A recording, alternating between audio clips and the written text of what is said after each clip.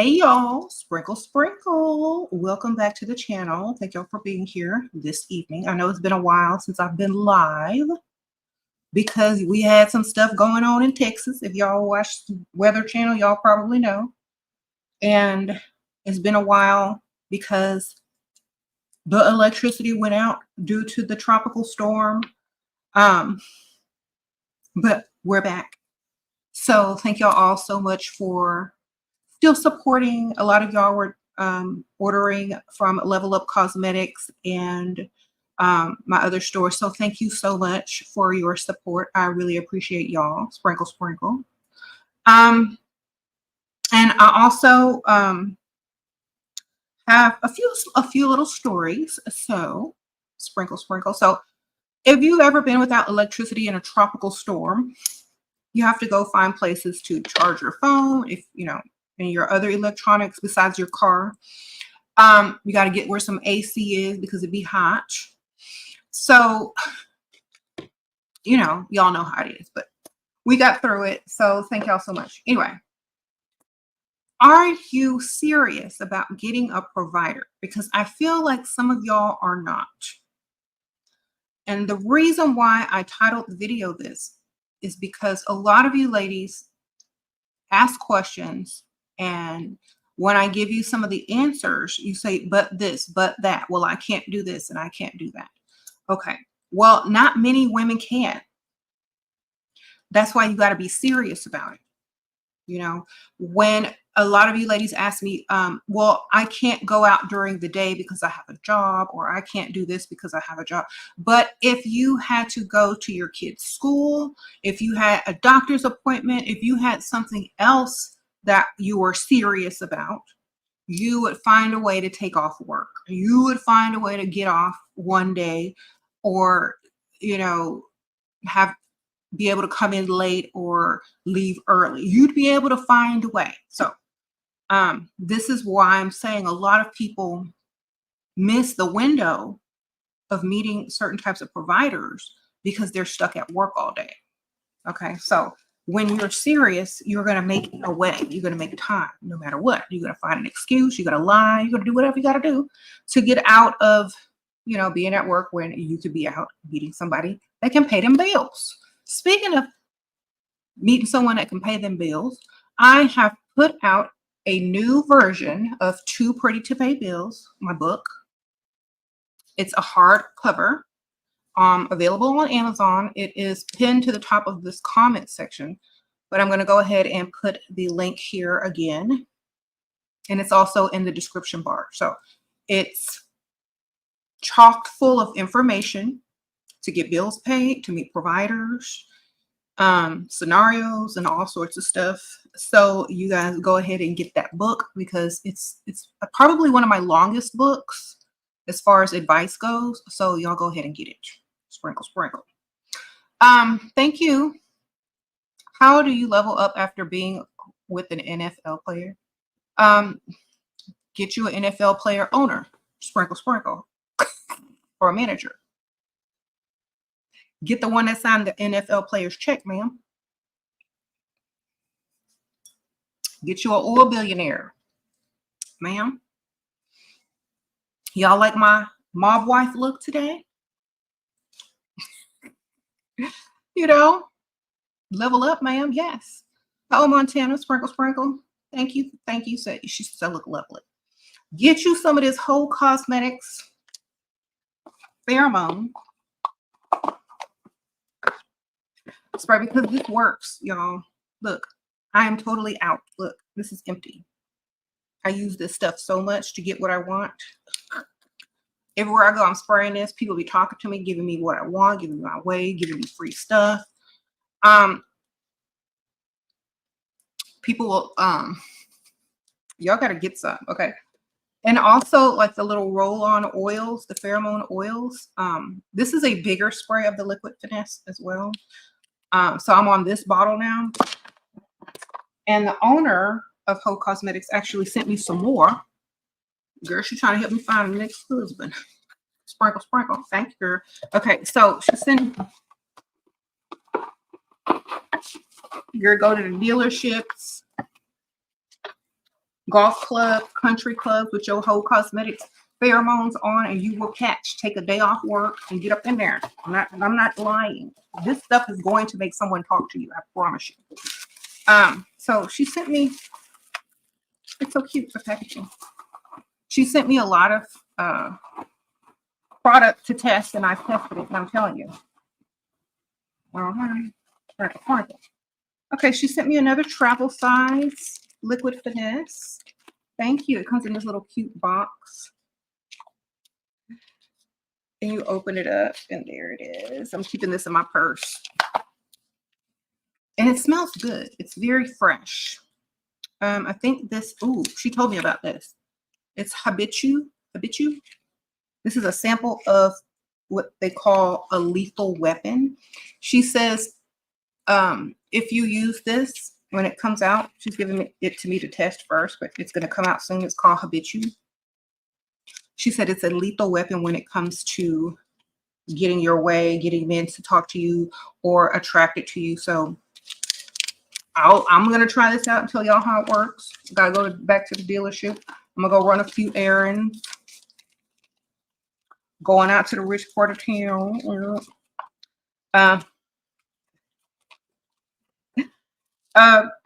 And y'all, here's a little QR code. Also, the link is in the description bar. I have a coupon code for you to save money at Heaux Cosmetics. It's spelled Heaux.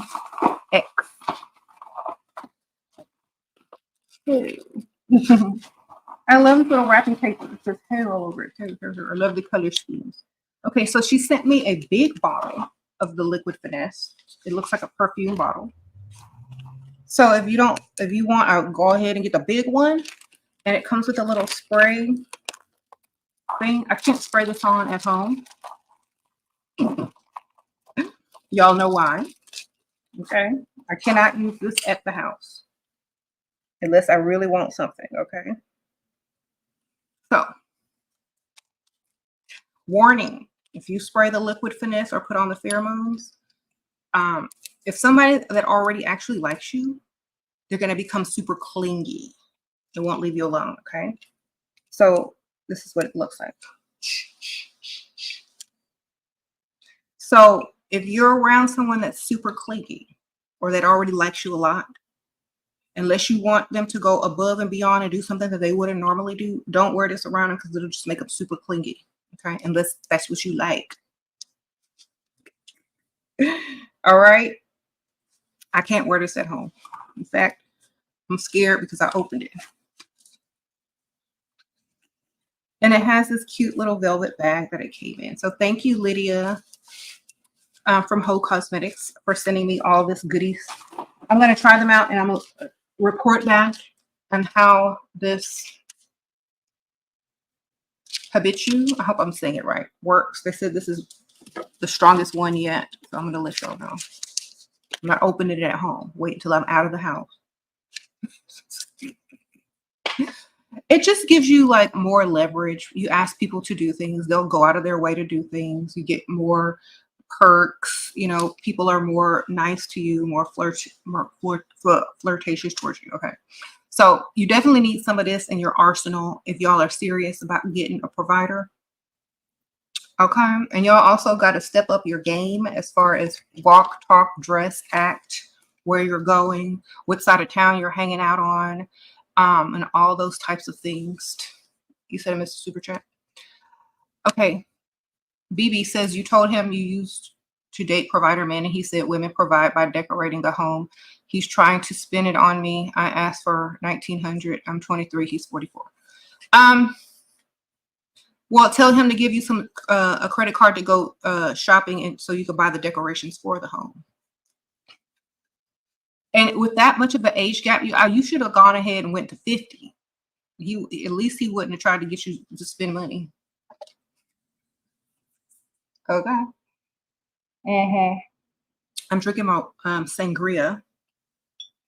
I'm in my mob wife era, so I have to have the mob wife drink of choice. Oh, that's not blood, that's wine.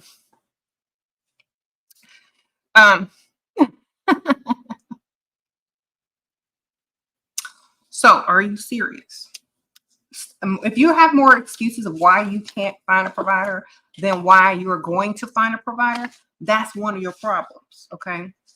We always talking bad about Dusties and how all they have are excuses and things like that. But a lot of women also have excuses to why they can't go do something, why they can't meet a certain type of man, why this and why that. Sometimes you just need to try something different, something out of the ordinary, get out of your comfort zone, talk to the types of guys that you would never, ever try to talk to or entertain or even see yourself with, because that's where the money is. Okay. I'm trying to tell you. The man that I'm married to, it was not my type. Okay. But I opened my mind. I was nice. And the rest is history. Okay. And the reason why I'm saying that, it's not that he's not my type, is that he wasn't my type when I was 22 years old. Okay. When I was 22 years old, and I think I can speak for many women, your type at 22 years old is not going to be an older provider who has, um, a type of lifestyle that you're not used to, because you're used to going out, partying, having a good time, going for the cute guys, going for the tall, athlete type of guy, whatever. It's not going to be your type, but you're going to be their type. And you're going to be the reason why they got up every day and went to work in order to get the funds to have a woman like you to provide for. So this is what a lot of women don't understand. And then if you have your own money, ladies, and you don't want to, compromise your type, that's fine. But remember, your type also has a type. And if you're not it, also remember that. Because if you're not your man's type, you're always going to be like, oh my gosh, why is he looking at that person on Instagram or TikTok? Or why isn't he answering my phone call? And da da da da da. You're always going to be wondering. So I even say, even if you do have money, ladies, still go out of your comfort zone to find someone who's going to treat you like a lady, who's going to provide. Even though you have money, they're going to offer to do more for you and still be able to impress you. Oh, Peaches, Sprinkle, do you think the aroma can get someone attacked? I'm not sure if it'll get you attacked. Stay out of the bad part of town. I can tell you that. Like, honestly, I'm gonna be very honest with you. I'm not wearing this where anybody broke resides, where anybody. I'm not wearing this in the hood. I'm not wearing this nowhere near somebody that don't have nothing to lose. Okay, that's all I'm gonna tell you. Keep it closed until you get into the parking lot of wherever you're going on the rich side of town, and then put it on. Don't wear this to the ratchet club where people are twerking. Don't wear this to the hole in the wall down the street. Don't wear this to the corner store. Don't wear this to the gas station. You know what I'm saying? Keep it in your purse and pull it out when you need it on the rich side of town. Okay? I'm not saying it's going to get you attacked, but I'm just saying, if you don't want no dusties to talk to you, don't wear that around any dusties. Because they will try to approach and talk. Yeah, okay. I'm not getting ready to find out. Just say that. I don't even put this on at home. I mean, the last time I put this on at home, it was like a puppy dog following me around everywhere trying to talk. I'm like, leave me alone. So, only when you want to be approached, want to have favor, want to get your way. Pull this out. All right, sprinkle. And it's an investment in attracting a provider. Like, if you're going to invest in yourself, you're going to get your hair, your nails, your makeup, your clothing. You might as well get you some of these Heaux cosmetic pheromones to also bring in a provider, okay? Because it's going to make it 10 times easier. I'm trying to tell you. Okay, Ange, you said you have a boyfriend provider. He sends you money here and there and spends on flights, even concerts, up to $3K, but you need help with your car. How can I ask him? Ask him, and if he says no, ask another. Sprinkle. You're already supposed to have several, just in case they say no. If he says no and you don't have another one, that's your hint and your clue that you need another one. Okay. But if you want to give him the benefit of the doubt, just go ahead and ask him first. If he's spending money on flights, concerts, and all this kind of stuff, and you have a real problem that requires money to solve, he obviously has the money. So why not ask him? Okay. Is liquid finesse your favorite? That's what gets them talking. If you have trouble with people approaching and talking to you, you need the liquid finesse. Yes. And I say this because, and it works on everybody. So women, men, but if you pair it with a pheromone that you can get in a set or individually, there's different ones on the website. You gotta look at all the different ones. They come in different sets and they tell you what they do. If you put one on that attracts men, like sexually to you, you put that on plus the liquid finesse. I like to pair them. So they'll be attracted to you and very talkative, okay? If you just want a friendly conversation and you don't want any strong type of feelings, if you just want to test out the liquid finesse, you just put the liquid finesse on alone or with your own perfume. But I prefer to use both if you're out and about and you're trying to find like providers, money, you wear both. Or if you're trying to get your way with someone that you're already with, you wear both. If you're trying to you're trying to get someone to give you a large sum of money, you wear both. Okay. Oh, Lisa, should I get money from other men? Your baby daddy cheated, girl. Why not? He already messed up. You can't even do no wrong because he already messed up. So go for it. Oh, Imani, sprinkle, provider places. Okay, thank you, girl. She's naming all the provider places: Joey, Uptown, Lyric Market, Oceanair, Clarkwood, Bar. Okay. Thank you, girl. Sprinkle. I appreciate you. Thank you. Okay. Girl, I'm gonna try some of them places. I've already been to Uptown. Girl, back in the day, Uptown, when I used to hang out, it was Uptown too. So you know I'm old. So I think she's talking about Houston. Yes. Okay, bright light, sprinkle. Is it petty to ask cash for nails, lash, and hair money? It just depends on where you are in that relationship. If you're already in a relationship, it's not petty. If you're just meeting someone and going out on a date and you haven't even gone on a date with them, if they're leading with their money and talking about how much money they have and how much they're going to spoil you and spend on you, I feel like you can hint around that you might need it. But I don't feel like asking for it from a man that you've never even been on a date with or whatever is classy. I mean, it's done all the time, but it's not very classy. So you can ask another man that you're already dealing with for nail and hair money to go on a date to go see another man. Okay. Sprinkle. Many women do it all the time. Many women are there sitting out on a date right now with nails and hair done by another man. Y'all know it.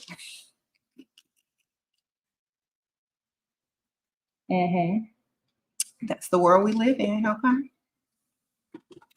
Okay. So everything is listed in the description bar. I did link the Heaux Cosmetics as the first link, and y'all use my coupon code if y'all would like to get the liquid finesse and the pheromones. And I think they do have a store if you live in LA. I think she has a storefront if you want to go and test the products. How to glow up after severe depression and blah blah blah. I'm not a therapist, man. I'm but I was never depressed. But even if I were depressed, I'ma still look good and be depressed. Okay. You ain't gonna be able to tell. I'm that vain where if I'm feeling bad, I'm gonna still look good. Because if you look good, you feel good. All right. And sometimes you gotta go from the outside to fix the inside. So fix the outside and the inside should start to match up. Okay. I don't care how depressed you are. You still better look good. I know that's right. Okay. You're approached by a very successful entertainer, and he wants me, but I saw that he has to pay 20K alimony a month and he has great allegations. Girl, you deal with him if you want, sprinkle, sprinkle. Um, if he wants you for one night, then I mean, all you're gonna have is literally just bragging rights. If you want his money, then get his money. But I think if you just deal with him for a little while, you don't really have to worry about any of that other stuff. You know what I'm saying? So my point is, where are you going to be in that person's life in 3 months from now? Are you still going to be in their life, or are you just going to be you know, a groupie? Either way, should have several. Sprinkle, sprinkle. Do he want to pay your bills, or do he just want to sleep with you? Because there's a difference. Hi, Mercedes. Sprinkle, sprinkle. Thank you, girl. How do you attract a dream man as a 19-year-old from NYC going to school in Mass? Okay. You like my level up story? I know your level up story, but can you give me detailed approach? Okay. Well, when I was 19 years old and I was in mortuary college, I went out every night or every other night to wherever I thought that I was going to meet people. I was going on the nice side of town. I still went out, even as a student. Okay, that's how I met a lot of people. All right. A lot of people with money. I still went out. I wasn't dealing with nobody my own age. I was only dealing with men that had money. Okay. Sprinkle, sprinkle. You got to be serious about it. Detailed approach is look good, go out, be seen, and attract. Go out where there's money. Going to go on a solo trip. He asked me to come with him. Previously bought your flights before we met. How do I still get money before I leave? He's getting the room and such. Okay, tell him all the expenses that you need to take care of before you get on a flight. I don't really recommend flying out to people, but that's what you're going to do. You need a list of expenses that need to be taken care of before you can go out of town, like boarding your fake dogs that don't exist. You know, if you board a dog at a boarding facility, it costs a lot of money, especially if they're a big dog. So maybe you have about 3 or 4 big dogs that need to be boarded. Maybe you need to pay all your bills before you go out of town, or you can pay a pet sitter if you don't want to do the boarding thing. Maybe you need to pay for parking. Maybe you need to pay for, some clothes to bring to the trip, or maybe you fake lose your luggage, so he has to take you shopping once you get there. But what you need to do is all 3 of those things and keep it moving, because $200 is not that much money. Sprinkle, sprinkle. You say he gave you $200 on a first date. That ain't that much, man. I mean, it's a significant amount, and it's nice of him to do, but it costs you more to travel to him than $200. Okay, and I know he paid for it, but it costs time, energy, going to the airport, doing all the security checks, lugging around baggage, packing, taking time off work, parking fees, da da da da. You're gonna need to lose. You don't even bring luggage. Just lie and say you got lost the luggage. Okay. That way, at least he'll take you shopping, or else you're gonna be wearing whatever you got on when you get off the plane for the whole time.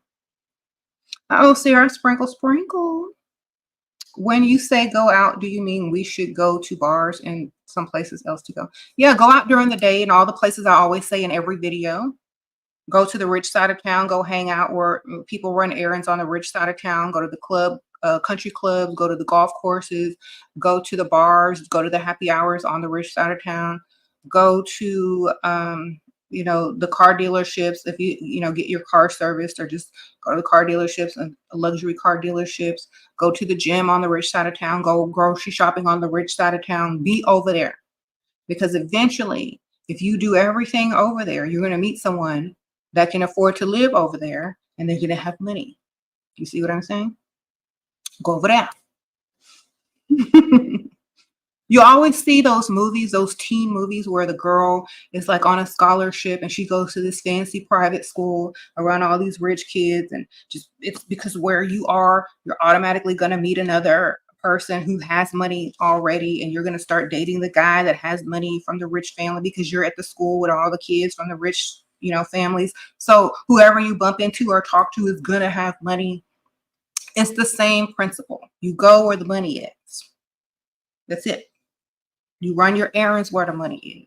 You go to the gym where the money is. You pump your gas where the money is. Okay, go over there. And eventually, you get this liquid finesse, you're gonna be talking to somebody with the money. Sprinkle, sprinkle. All right, you got to be serious about it.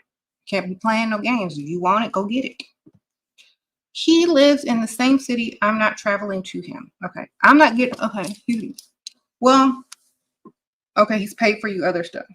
$200 on a day. Okay, well, it's time to start collecting your bills or having an issue with something that costs money to solve. You know what I'm saying? Unless y'all are just dating for fun.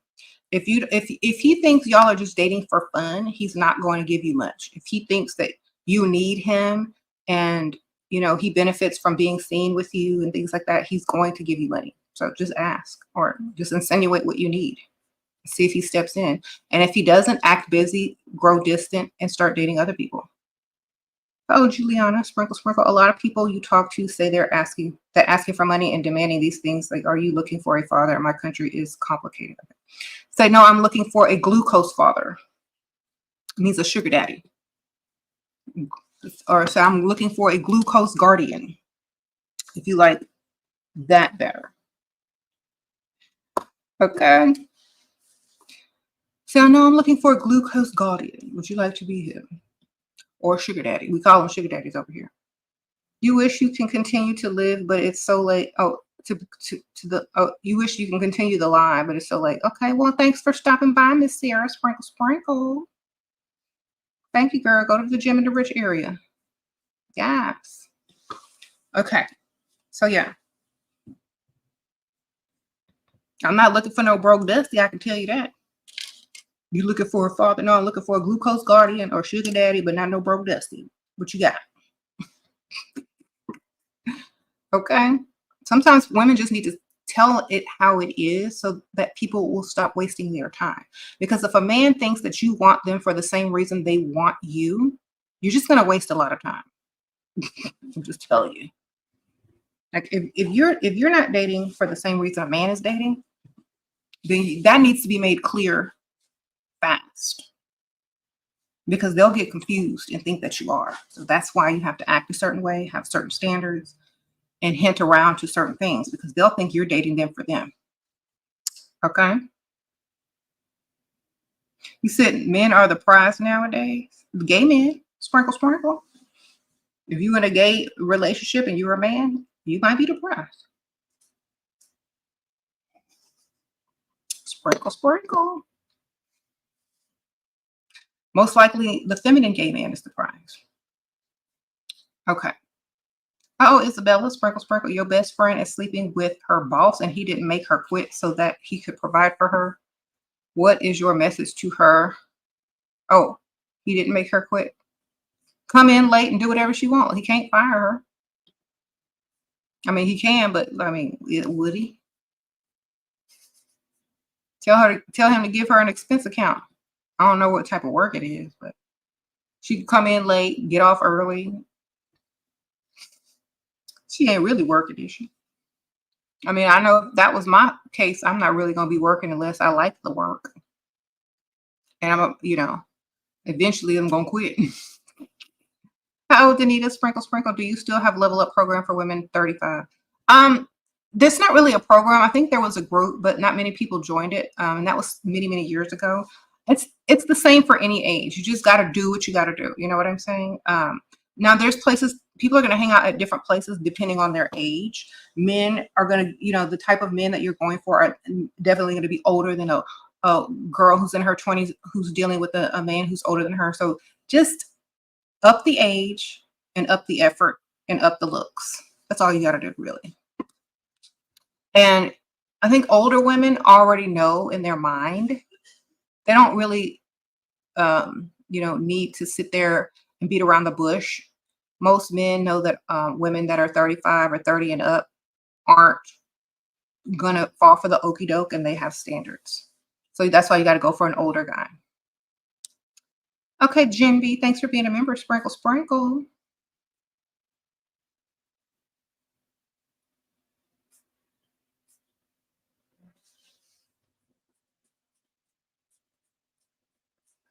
Shira, moving in with your man, how do you get my own room in the marriage without making it weird between us? Make sure there's enough rooms in the house, ma'am. Sprinkle, sprinkle, and then go to work. That's number one. Make sure, first of all, there's enough rooms in the house. Then you can do whatever you want. Call it a guest room, then move into it. Whatever. All right. The key word is lie. Okay. And then turn it to whatever you want. Have you, okay, 2022? I don't know. I can't pronounce that, girl. It's too many. Twin TY2. Okay. 22. Advice on sugar daddy found on SA and haven't met, but he's paid off. He paid my card off and I have his checking on my CC. He's hesitant to Zelle, Venmo, and I don't know how to mention allowance first time with sugar daddy. Well, just mention it. I mean, what he gonna do? Not text you back? I mean, he's already done that. He already knows you expect more. Okay. Just ask him to pay your card off every month and spend what you need on the card. At least it'll improve your credit. All right. How can you tell a guy is honest or lying to you? I'm just going to automatically assume that they're lying from jump just to be safe. And then if his words check out with his actions, then I'm going to give him the benefit of the doubt. So I'm already going to assume that he's lying in the first place. But if his words start matching his actions and things start checking out when he says that they should, then I'm going to give him, like, he has to earn trust. Men have to earn trust. It's not just given from this jump. I mean, like, are you going to trust a complete stranger because they told you something, or are you going to make them earn it? You know, if they're not a complete stranger, women are always intuitive and they can go and do their research and figure out if he's lying or not. But I'm just going to automatically assume that he is. Thank you, Alicia, for being a new member. Sprinkle, sprinkle. You said guilty until proven innocent. You're better off believing that they are lying. I'm just trying to tell you. But you don't act like they're lying. You just listen, but you don't react until there's an action to react to. So if they say that they're going to do this and they're going to do that and they haven't done it, you don't react. You just think, okay, that's nice. But when they actually follow through and do what they said they're going to do, then you react. Okay? It's like that. If you're asking them if they have if you're asking them if they're a husband or if they have a wife or they got a girlfriend, you know, you can definitely tell if you've been around a lot of people if they're lying or not. So study people and you'll know. Thank you, Jordy, for being a new member. Sprinkle, sprinkle. Yes, y'all, I'm in my mob wife era. Got all my leopard and my emeralds and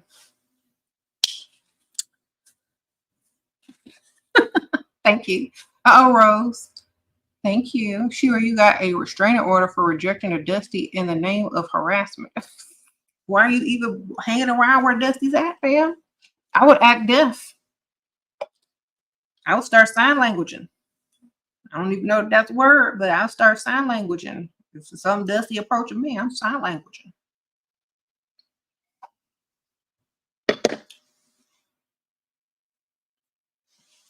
I don't know what I said, but I know this means some money.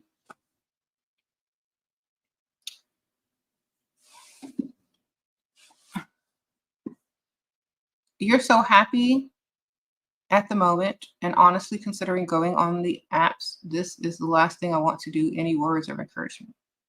Oh, you're so busy. Okay. If you're serious, get unbusy. Find a way to do whatever you're doing that's making you so busy and incorporate it into meeting people. or going to the side of town where the money is. Incorporate it in there. Find a way to merge it.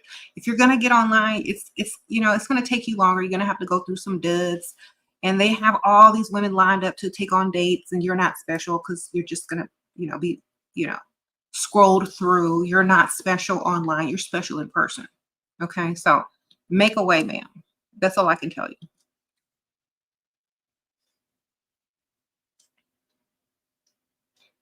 Join the membership up by the link on here, right? Yeah.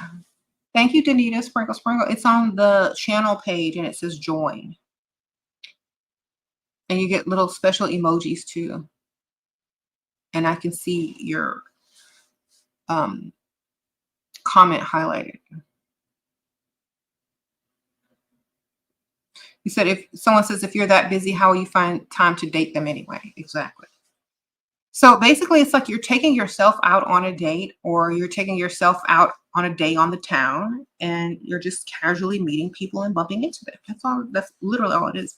If you're too busy to run errands, I mean, everybody has to run errands. Go to the rich side of town to run errands. Okay. So thank you, Danita. Sprinkle, sprinkle. Y'all need to get my new book that just came out. I haven't really been advertising it because of the storm and all the electricity was out, but Too Pretty to Pay Bills has been rewritten, reworked, and there's like probably my longest advice book to date. It's a hardcover. It's on Amazon, linked in the description bar and on the top of this live in the comments. I'm going to link it again.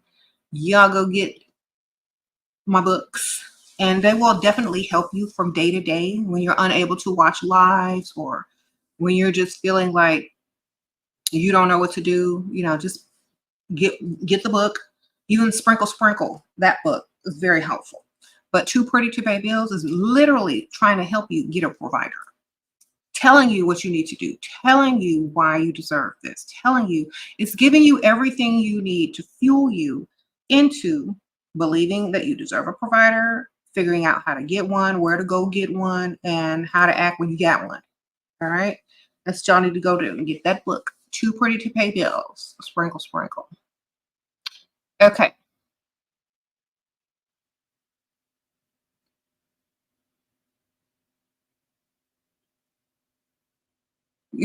Do my book cover when he cheats? My videos do. Like, if he cheats, you better be leveling up your jewelry collection, your car, your savings account, or whatever. Like, if he cheats, he got to pay. That's just it. If he cheats, he has to pay. Where's the money, ma'am? Why aren't you asking for gifts? If you're emotionally attached to a man to where he cheats, that it hurts your soul and it hurts your insides and it hurts, then you're with him for the wrong reason. Okay?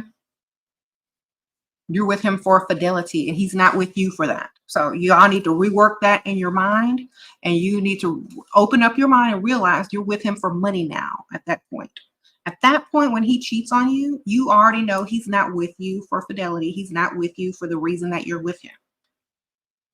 So wake up, and when you realize that, see what you can get out of him.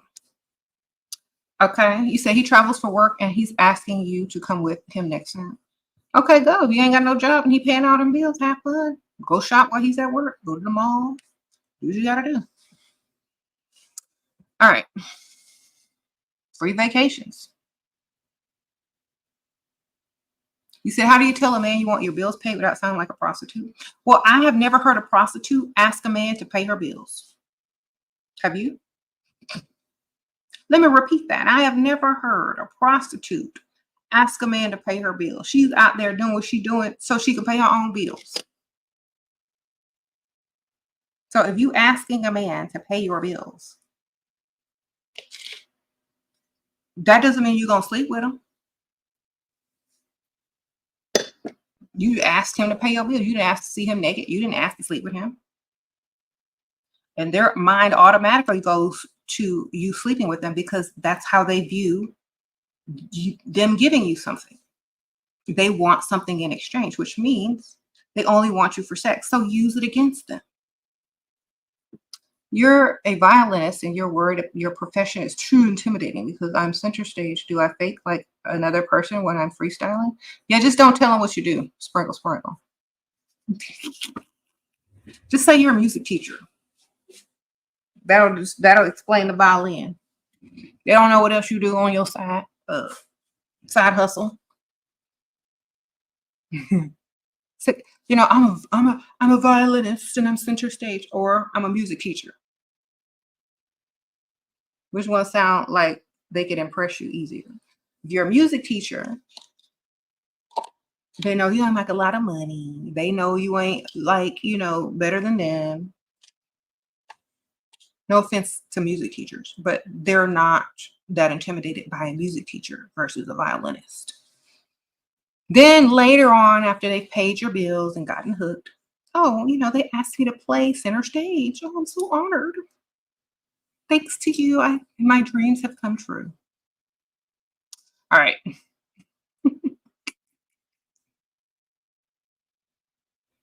All right. So you mean what should I say to him asking to go? It's been a week that I haven't answered. If you like him, if that's your band, go. Girl, go shopping while he's at work. I'm going on free vacation. You ain't got no kids. You ain't got no job. You might as well go shopping while he's at work. Make him take you out to dinner after he gets off work. I don't really care. Like, honestly, when I first met James and I didn't have no job and I didn't have nothing else to do, I went with him on his little trips and do whatever he had to do. And I was just shopping all day, ordering room service. Girl, I didn't care. I didn't have nowhere to be. Go or don't go.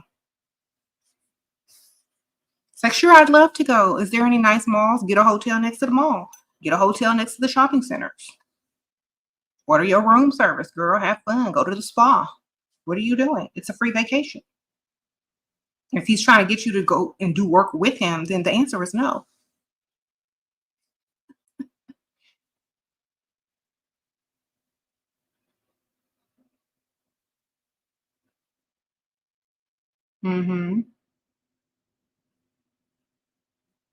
What are your tips on maintaining the provider's interest and commitment?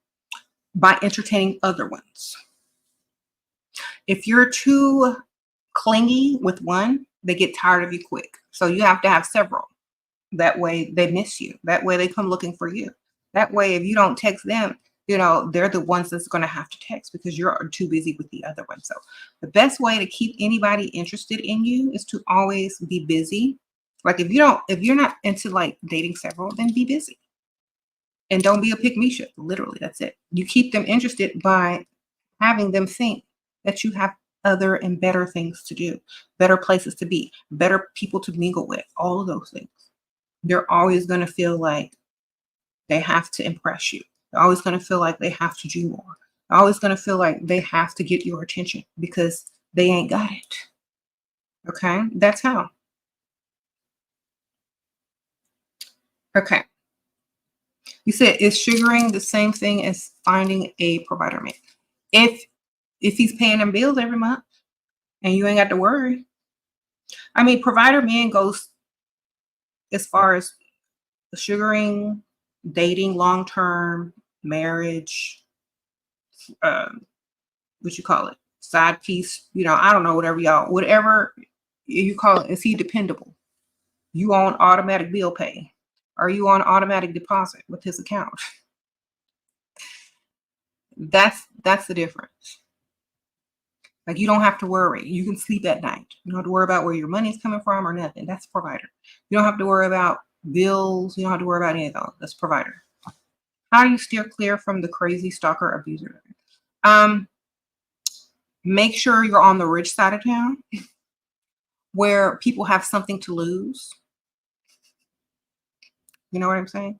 Because I feel like if a man has lots of money and he has options, and why would he spend his time and energy stalking you when he can just go get another one?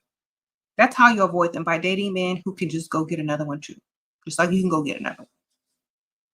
So date men that have more, and date men who have options, and date men who have money, and date men who like you way more than you like them. And they're willing to do more for you so that you can stay. And if you ever need to leave, come up with a good lie. Okay. You said they get possessive. They can't get possessive if you have a good story, ma'am.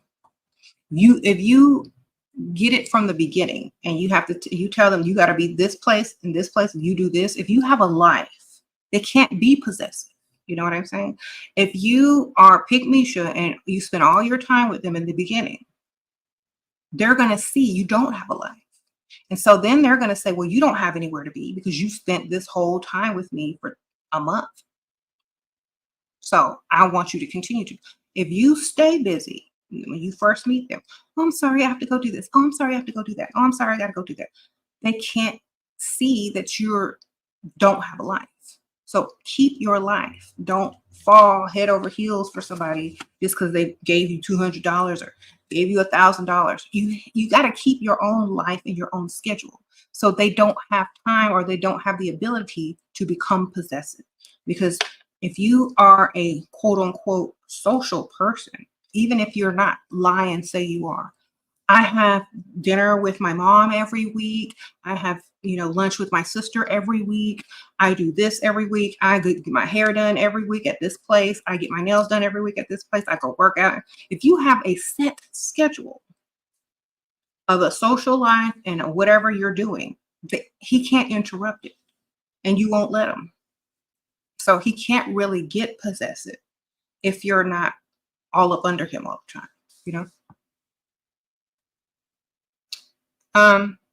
So remember, even in the beginning, you got to have some space. What are the most attractive qualities in a partner that providers typically look for? Looks. That's number one. Looks. You got to look good on the arm, ma'am.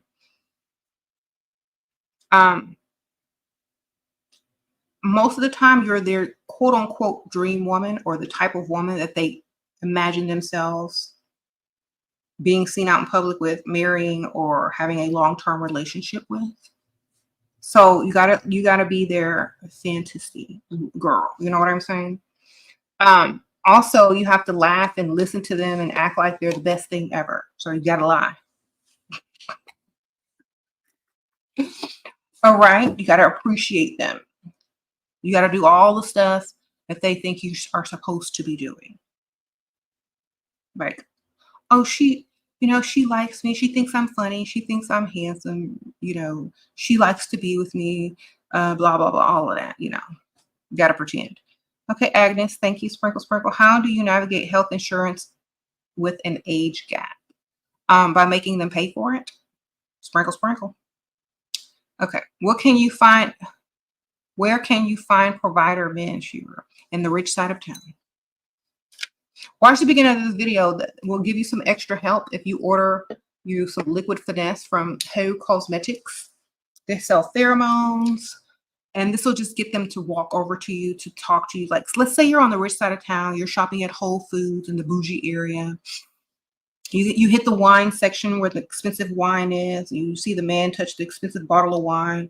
You have on your liquid finesse and your pheromones from Heaux Cosmetics. And when he gets a little whiff, he's going to be like, hi. Then you act dumb, like you don't know what type of wine to get. And you ask him if he knows anything about wine. He's going to be like, blah, blah, blah, blah, blah, blah, blah. It's like, oh, I never knew anything about wine. I just drink such and such. But do you have any recommendations? And then he'll say something expensive and you're like, oh my gosh, it's so expensive. But is it worth it? And he might invite you. He might give you his number. He's like, well, if you ever want to taste it, I could tell you there's this wine bar that sells it, or I'll buy you a bottle. Girl, I don't know, just spray this stuff on and stand in the wine section and get your man. Sprinkle, sprinkle. Oh, Simone Johnson, thanks for being a new member. Do you think married men respect you less if you date them? No, they don't respect themselves. So who cares about respect? Sprinkle, sprinkle. They don't. If a married man is out there dating, they don't respect nobody. So who cares? Respect goes out the window, period. It's about the money after that. Okay? You don't respect him. He don't respect you. He don't respect his wife. He don't respect himself. But we ain't talking about respect. We're talking about money. Why are you there? Are you there for respect? Or are you there for some money? All right. Because I really don't care if you respect me, because I don't respect you. If you're married and you talking to me, I don't respect you. Ain't no the respect is gone. That's about the money after that.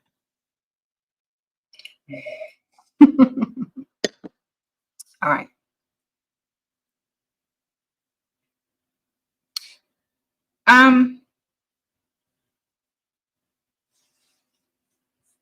Yes.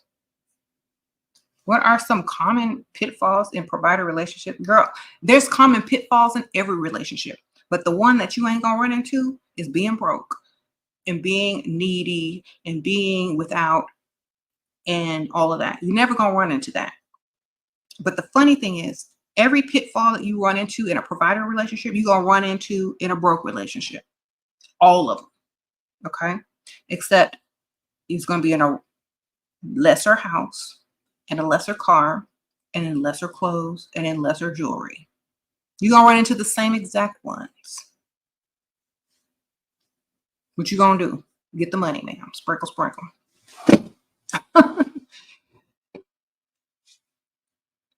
You need some places to go to find a provider. And a girl. Anybody live in Philly? Tell her where to go. Get her a provider. Sprinkle, sprinkle. I missed your super chat. Hold on, Miss Ma'am. Hold on.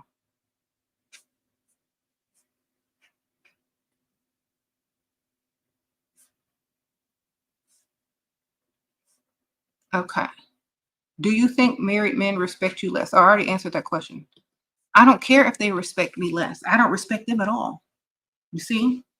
I respect their money and when they give it to me. You married, you don't respect yourself. You don't respect your wife. You don't respect me.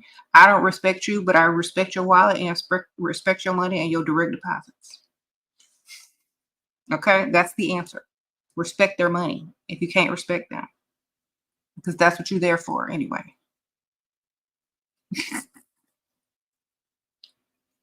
All right. Ma'am, Miss Ma'am. Yes. All right. Married men respect you less. They respect themselves less. They respect their wives less. They don't respect their family, but you can respect their money and that they're going to give it to you. All right. Are soul ties real? Only if you believe in them, because nothing is real unless you believe in it. People will die over a belief that's made up. So whether you believe in something or not depends on how you act, the decisions you make in life, how you treat other people. It all depends on what you believe, because there's a person that's sitting on the other side of the world that has never heard of a soul tie, never understood any of that mess, and they don't believe in it because they don't even know what it is. So if you choose to believe in something, you're going to start making decisions that are based on that belief, and everything you do thereafter is going to be a product of that belief. So you choose whether to believe in it or not. Okay. Sprinkle, sprinkle. Some people use it as a form of manipulation. If you're trying to get something out of someone, a lot of dusties use that term in order to stay connected with you so they can have a home when they're broke and homeless. So the thing is, unless your soul tie is a billionaire or a millionaire, don't claim it. If your soul tie is someone that you love, claim it. If they're not a millionaire or billionaire, don't claim it. Don't you have a choice on who you want to be soul tied to? Soul tied is the money. Sprinkle, sprinkle. What if your soul, yeah. So soul ties is the money. As long as they got some money, who cares? Sprinkle, sprinkle.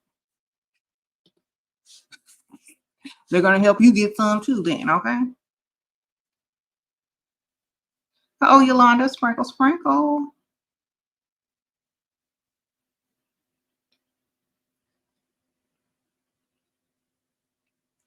How do you show appreciation to a man without validating him so much that he becomes arrogant? Give him birthday gifts, Father's Day gifts, Christmas gift, all the holiday gifts. and send them a thank you card. There you go. If they're looking for more, then they're not secure within themselves. But that's a good thing sometimes, because they'll always be looking for it from you. Oh, kitty, kitty, you got tattoos on your arms and thighs. Do you think it's better to freestyle with them covered, or someone long-term marriage date eventually see it? Okay. You see, this is why I always tell women, because like I live in a different era. And people have been getting tattoos forever, right? But we always knew growing up that you can't just do everything because everybody's doing it, because eventually one day you're going to be wanting to wear an evening gown and going to a gala, and you're going to be hobnobbing with the rich and, you know, eating at a place with a bunch of, you know, forks and knives that, you know, for different foods. And you can't be sitting up there with giant tattoos everywhere. You know what I'm saying? So we envisioned ourselves already being successful, married to somebody successful. So we didn't get the tattoos until we were already with someone, or later on in life when we already had our bags. You know, a lot of women nowadays are going out and just getting tattooed for no reason before they secure a bag or a provider. So I would definitely cover them up, because you don't know what type of person will judge you based on your tattoos. Okay, because I have tattoos. But I'm saying I didn't get them until I was already married with kids. Okay. So cover them up. And if they don't like them, they can pay to get them removed. Sprinkle, sprinkle. Okay.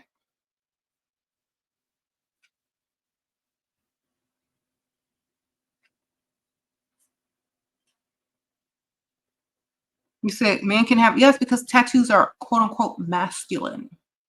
They're okay on a man, just, you know, in some places. But for women, like this man might want to take you home to mother. Mother might not like tattoos.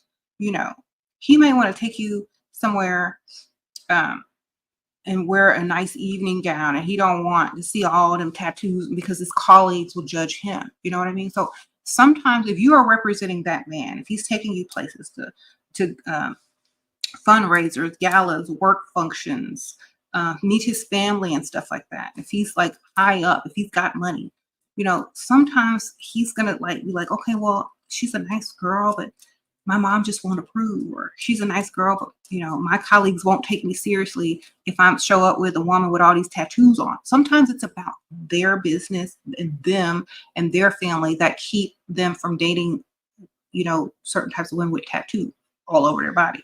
Because if they're up for a raise, or if they're trying to get a business deal with someone, and they, you know, they're trying to party and, you know, have drinks and, you know, hobnob with these people, and their girl walks up with tattoos everywhere, they're not going to take them seriously. They're not going to feel as secure in doing business with certain types of people if they got a woman who's tatted up everywhere. Cover that up, because you're not going to meet the big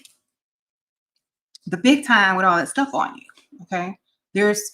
I know a lot of people don't realize this, but just because rappers and strippers and, you know, people in the hip hop entertainment business have all them tattoos, because they already have their own money. You know, you can do what you want when you got your own money. You don't need a man's approval. A man will take you with tattoos because you're famous, or you're this, or you're that. But when you're not famous and you're not in the hip hop industry, and you can't get all them tattoos looking like that. And if you do, you should cover them up until you secure the bag. Okay. And ladies, stop getting all them tattoos. Get the temporary ones, at least. Get the henna or whatever. Yeah.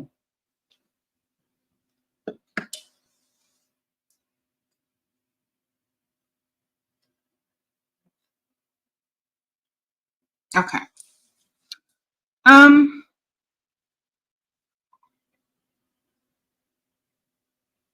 this older guy keeps trying to kiss you. He got his teeth messed up. Okay.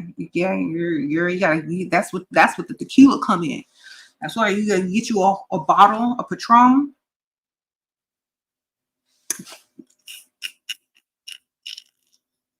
And when you don't remember your name, go for it. Just kidding. You got to be like toasted. Okay. You got my book, Sprinkle Sprinkle. Thank you. Thank you for getting my book, Crystal B. I appreciate you. Once a man start talking about someone to build with and you get another one. Exactly.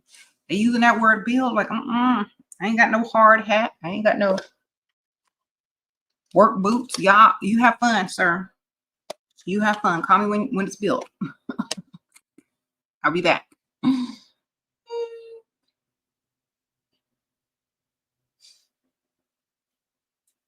All right.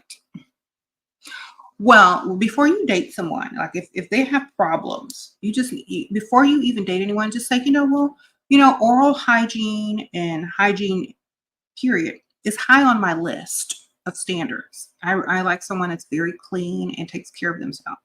If you let them know from the start, they're going to make extra effort to do so in your presence, to have stuff clean, be, not looking all crazy, or they either gonna make an appointment to get it done. I don't know.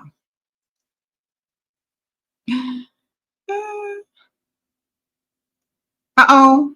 Boony Win? You can't say to your future husband about my genitor who, what? Yeah, don't talk to nobody about none of your problems, man, because they don't really care and they'll use it against you. So what you got to do is just focus on their money. Okay? Don't trauma dump on people that don't care. That's all I can tell you. Just be about their money. Oh, thank you, Ms. Dixon. Sprinkle, sprinkle. Always get their money and don't trauma dump on people. They don't care. Keep it to yourself. How long should you stay until they propose? As long as they're paying all your bills, ma'am. And you could, like, if they haven't proposed in a good amount of time, let's say you've been dating a couple of years and they haven't proposed, then you need to start making plans to go other places, travel, go girls trips and stuff like that more often than you normally have, so that they can understand that, you got options. And then, when you're sick and tired of waiting to be proposed to, just like, what, I have plans to travel and I might want to go on an extended vacation and maybe go somewhere else and do something else, or maybe take a job somewhere else, because I'm not sure where this relationship is going, because you don't really seem to want it to change. So I'm just wondering if you are ready to take the next step, or should we start making different plans? Like, approach it like business. Don't approach it with emotion. Approach it like business. When you approach something like business, it forces men to think logically. Do they really want to lose you? Do they really want you traveling and going and meeting somebody else and seeing you engaged next year to somebody richer and more handsome than them? Or, can they not live life without you? So they're going to go ahead and, buy you that ring and give you that proposal.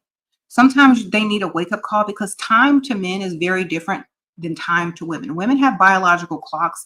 Men can be single until they're like 50, 60 years old. So you got to remind them that you're about, your life is on the move. And if they're not coming with you, then they need to dismiss themselves. Oh, Raquel, sprinkle, sprinkle. Your provider gives you an allowance but disappears for days because an addiction. He said he was going to get me a down payment for my car. It has to happen. Okay, well, you need to find another one that doesn't have an addiction and just collect his money for little small things whenever he has it, because you need to get more than one provider if he stops coming through. Okay, don't be sitting there waiting. Just go get another one. Okay, think about this, and a lot of mothers will relate to this. If you're a mother and your baby daddy or your husband says that he's going to go get the baby something, some milk, some medicine or whatever, and he doesn't come back and he doesn't, what are you going to do, ma'am? Are you going to sit there and suffer? Or are you going to go get up and do something about it? Are you going to go find another man? Or are you going to go find another way to get what you need? Okay. Don't sit there and wait on people. Go get another one and get what you need. Because if you're sitting there waiting all the time, then you're addicted to him. Sprinkle, sprinkle. Yeah, we don't do that. If they don't do what they're going to say, get somebody else to do it. And let me tell y'all why I always say that. Because if enough women start getting other people to do the jobs of their so-called men who aren't doing the job right. If so many women just think, I'm just gonna go get somebody else to do it. Those guys that aren't doing what they're supposed to do are gonna wake up and see that they're losing. They're losing their women, they're losing respect, they're losing all of those things. And so the next time you open your mouth and speak and ask them for something, or they say that they're going to do something, they're really going to be about it when they start facing consequences. Like, oh, I don't need it no more. I got such and such to do it. Or, oh, don't worry about it. And don't come home either, because I already got it taken care of. When they see that you're not waiting on them anymore and that you can go get another one and you can do what you got to do, they act faster and quicker. Why? Because they don't have a choice, because they'll have nothing to come back to. Because, and even if they do have something to come back to, you got something to go to. You see? So that's why you got to start doing it. Stop waiting around on people. Stop doing it. And it's going to train them and teach them. When you speak or when they say they're going to do something, they better go ahead and do it, because you'll find a way to get it done and they might not like it. Okay? Sprinkle, sprinkle.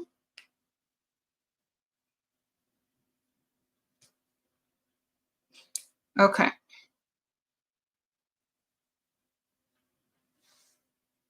He said he's 68 and you're 44. You're 1 month dating. He wants more. How can you tell him, girl? You ain't got nothing to lose. You're 44. He's 68. You better tell him before he die. Sprinkle, sprinkle. You can't wait around on old people. You got to tell them straight up. They're going to forget anyway. You just have to remind them again. Okay.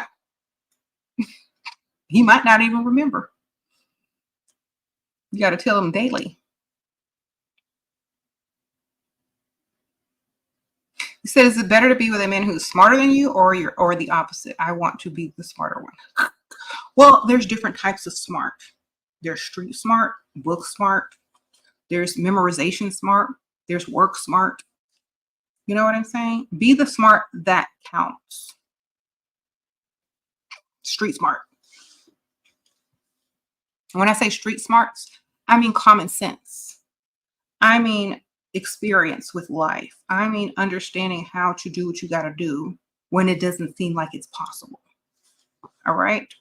If you sit there and memorize a bunch of stuff in a book, that's not street smart. That ain't common sense. That's just what you memorized. That's not even intelligence. That's just AI can do that. You know what I'm saying? So you need to be the street smart one. They can be the regurgitation type that just regurgitate stuff that they memorize. And you can get what you need to get out of them all day, every day. Okay, but if they're the street smart one, or the one with more common sense, and you're the book smart, technical memorization type person, you need to start learning from this channel so that you could get you some common sense and some street smarts too. Okay. All right.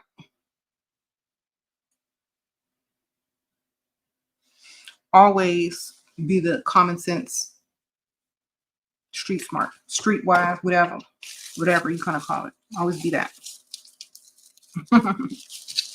All right.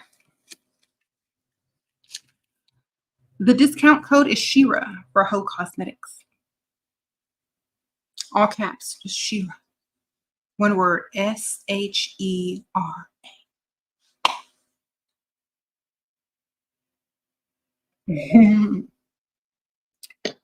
All right.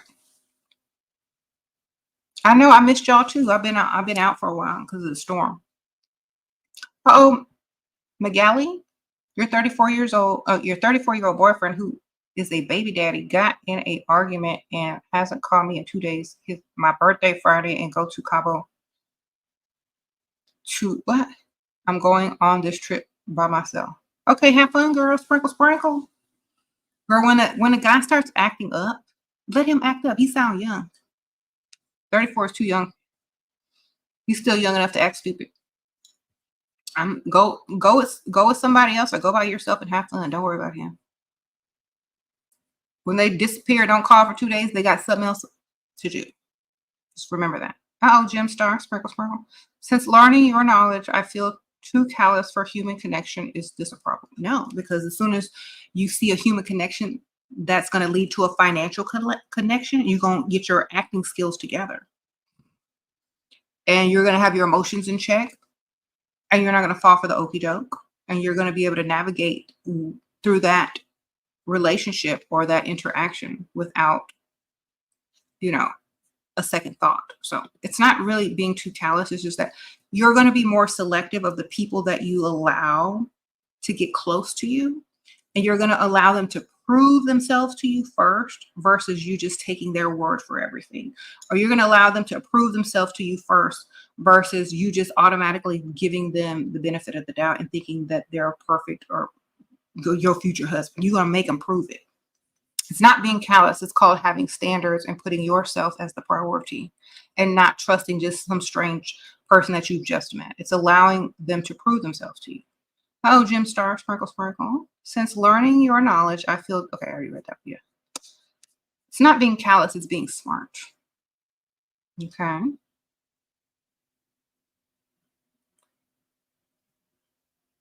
You can always act, ma'am.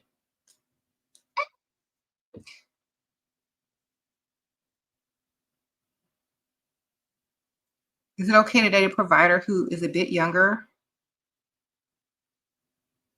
Girl, 28. Girl, I'm not dating nothing with no two in it. Nothing with no two in the front.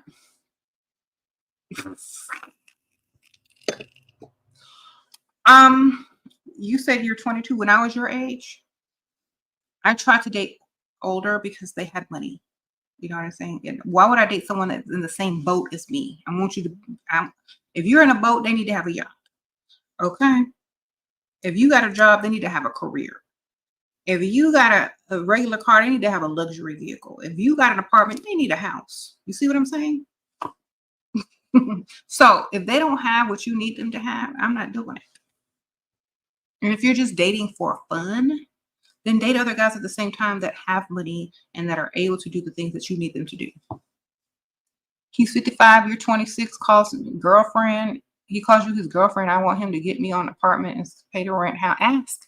Say, call him boyfriend and say, boyfriend, will you get me an apartment? And if he say no, he know you ain't gonna be girlfriend for too much longer. Sprinkle, sprinkle. Okay.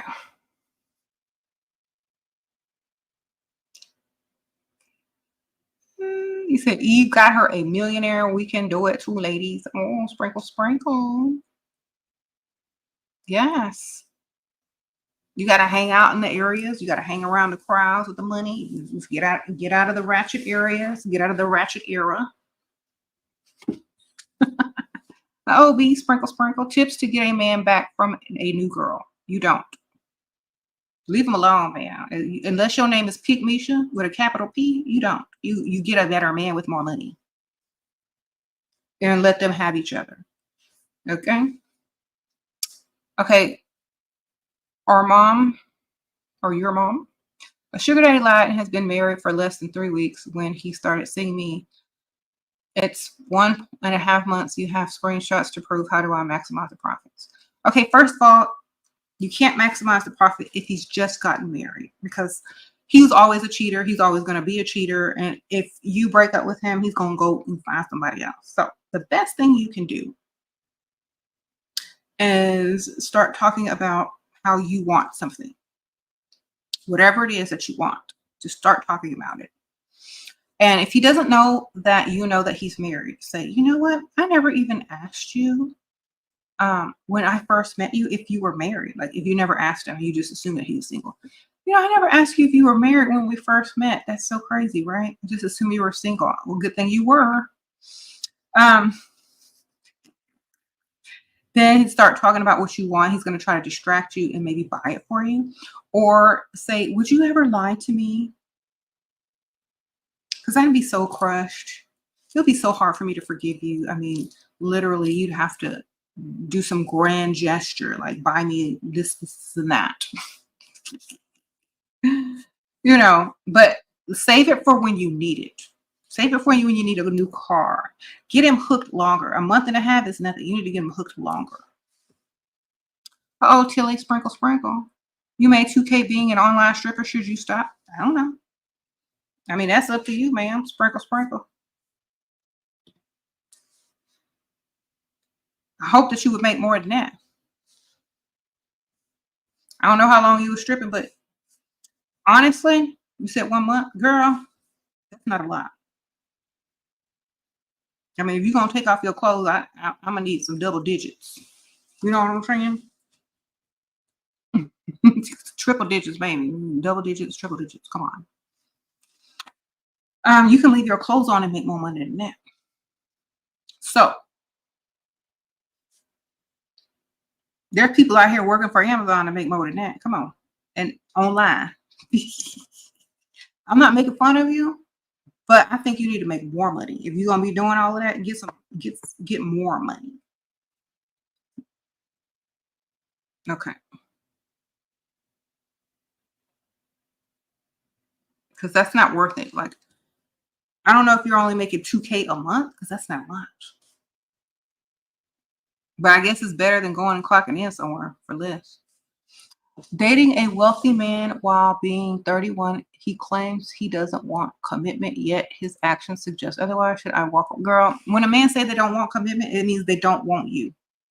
They just want to sleep with you. And if they're showing otherwise, you're reading into it, because what he said, he don't want a commitment. He said what he said. Listen to what he said. Okay?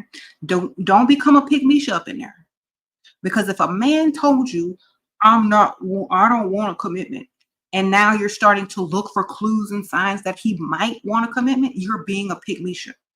If he don't want a commitment, that means you're free to see other men. Why aren't you? Why are you worried about this one? You shouldn't be looking for commitment or clues and hints that he's looking for commitment. You should be looking for another man who's got money so you can get double whatever. Okay? Because us all, you got to tell me you ain't looking for commitment. Great.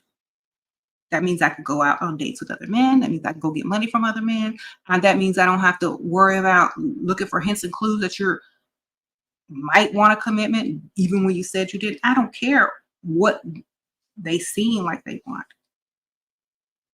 If they don't want a commitment and they say they don't want a commitment, then listen, because that ain't going to lead you nowhere but down the road to being a pick-me.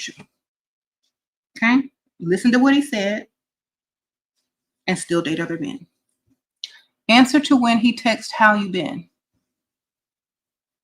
Oh, I've been great. Could use some money though. Then send him your Cash App or your Zelle. Sprinkle, sprinkle.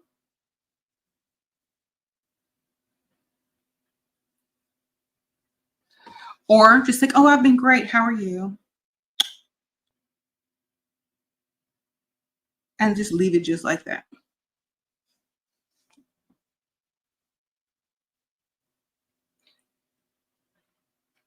How do you feel about finding a provider in African men? As long as they're a provider, I don't care. Sprinkle, sprinkle. Okay. Have you ever dealt with being shamed for being a housewife? No, because I don't know any women that have careers. Sprinkle, sprinkle. Okay. They're too busy to have friends. They're too busy to socialize. They're too busy to go on trips and stuff like that because they're always working and stuff. But I don't know anybody that would shame me for being a housewife. And the women that I do know that have jobs or careers, they may have once been a housewife themselves, so they already know the deal. So I've never been approached with somebody shaming me for being a housewife. Men approach me a lot at the grocery store. How to keep conversation with them to lead to money. Stand in the wine section, ma'am. Go to expensive wine section and say, oh my gosh, this bottle looks so expensive, but I heard it's so good. See if they buy it for you. If they spend some money on some wine in the grocery store for you, they're going to exchange numbers, and they might even pay for your groceries if you're cute enough. Flirt a little bit, girl. Flirt a little bit. How do you deal with someone trying to shame you? I don't deal with them. I don't care what they think. If they're not paying my bills, they can't shame me. The only way they can shame me is to pay my bills. Sprinkle, sprinkle. You trying to shame me? Pay them bills and see how shamed they become. Receive your too pretty to pay bills book. Thank you, Sprinkle, Sprinkle. Thank you, God. It's well read. I appreciate you. Thanks for getting my book and being a member, girl. Thank y'all. Look, I'm telling y'all, shame them with asking them to pay your bills and see if they can do it. Oh, you've been going to lunch? No luck. Maybe errands. Yes. Keep trying every day. It's a numbers game. You got to act like y'all. Okay. Y'all ever seen them people that are addicted to playing the lottery? Y'all have to go and freestyle, go hang out on the rich side of town and put yourselves in the areas like them people buy lottery tickets. That's what y'all got to do. It's a numbers game, literally. If you play the lottery more than you go out and freestyle on the rich side of town, then something wrong. Okay, you need to be serious about this. And your chances of meeting a provider are way higher than winning the lottery. So if you play the lottery, man, if you play the lottery and don't believe that you can find a provider, then something's wrong with your head, because your chances of finding a provider are way higher than you ever winning the lottery. So it's a numbers game, literally. And your odds are higher. Your chances are higher of finding a provider than they are winning the lottery. So that you got to get about it. You got to get out of there, and you got to get to the rich side of town and go every day, as much as you can, every other day, whatever you got to do, get there. Becoming Tila. Thank you for being a member. Sprinkle, sprinkle. Appreciate you. It takes a lot of effort, but once you get it, you got it. Okay. Do y'all know that I used to go every day? I used to go out every day. I used to get up and do makeup every day. I had a job, went to school every day. Every day. You telling me I got more energy than you? Okay. I was serious. You know, I was serious because I've seen it done. I've seen it done too many times to know that I could do it. So you got to see it. Maybe it helps to hang around people that already have it, or listen to people that already have it, or whatever. But you got to do it. And it takes effort to get up every day and go to work and clock in and work at a job you don't like. It takes effort every day to accept the life that you're not really satisfied with. That takes effort too. So it's going to take the same amount of effort to get up, get dressed, look good, and go and mingle and you know, one day probably meet your potential provider than it does. Yeah, someone says like a job search. Exactly. If you're not serious, you ain't serious. There are some people that take things so serious that when they finally get the results that they want, they rest. They relax. They exhale. They go to the spa. They take a whole day just to do self-care because they ain't got to do nothing else. It's worth it. It's worth it. Like literally, besides taking my kids to school and picking them up, I can do anything I want. I can sleep all day. I can do self-care all day. I can take a bubble bath for 4 hours. I can do whatever I want. So once you get what you want, it's smooth sailing from there. That's what I'm trying to tell you.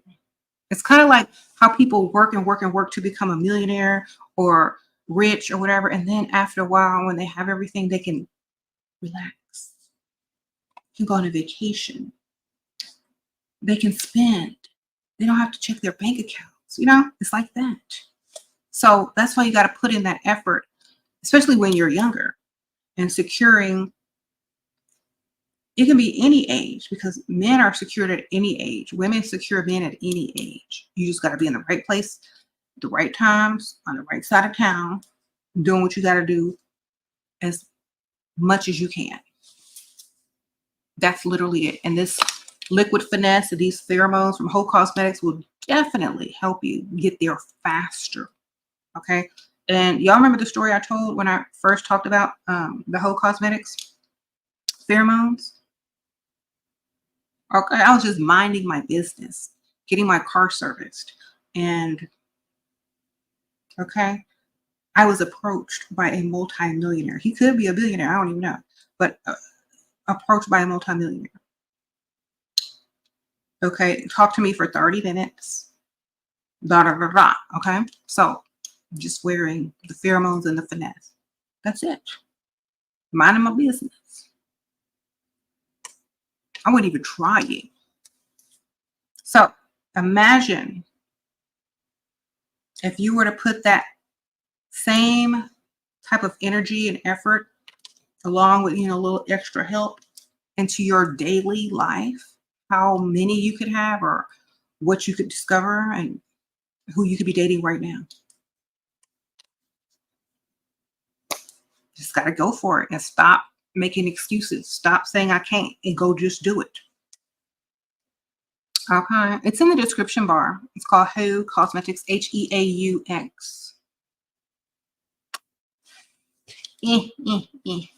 I love how they spelled it. It's so cute. See, stuff like this. So he wrote me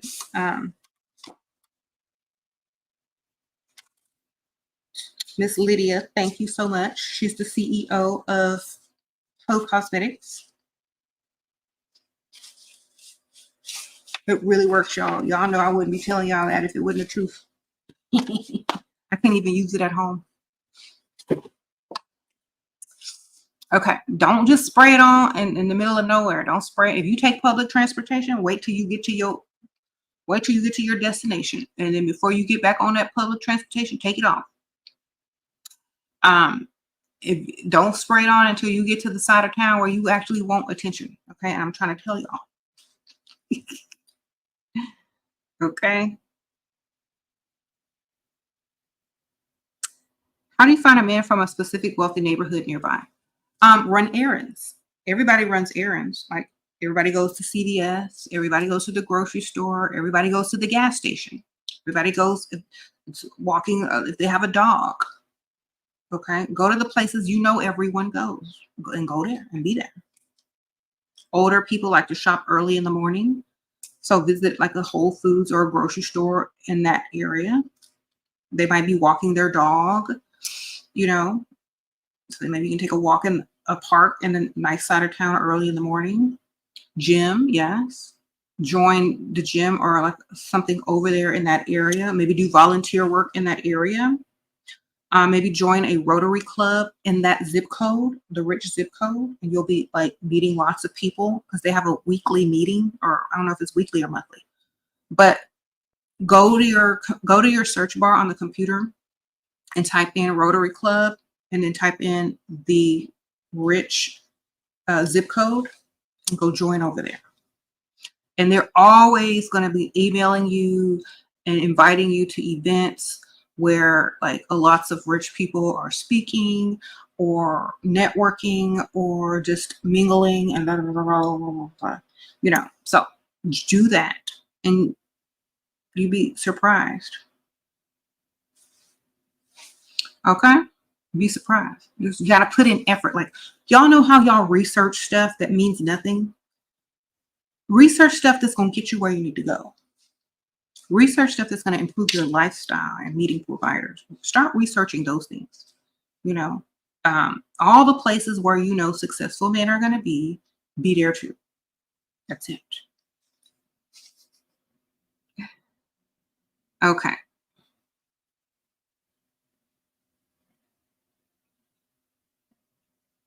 You say a lady who's in her late 50s that just got married? This her third provider husband. There's hope even when you're older. There's always hope. Do y'all know how many women marry, remarry, and always stay married to providers because that's their standards? That's always going to be like, once you have a taste of a certain type of lifestyle, you don't go backwards. You always find a way. You always know where to go. You always put yourself in certain positions and areas. You're not going to go backwards. Once you get there, once you got a little taste, you're not going back. I promise. Okay.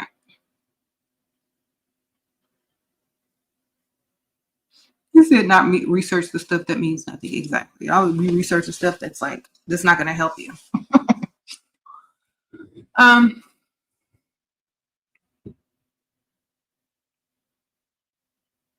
you said ugly women have no chance. Ugly women can get cute.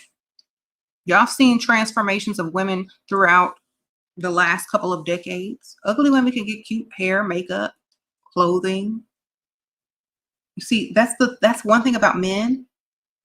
You can't get richer as fast as an ugly woman can get cuter. Let me repeat that. It takes a man longer to get rich than it takes an ugly woman to get pretty.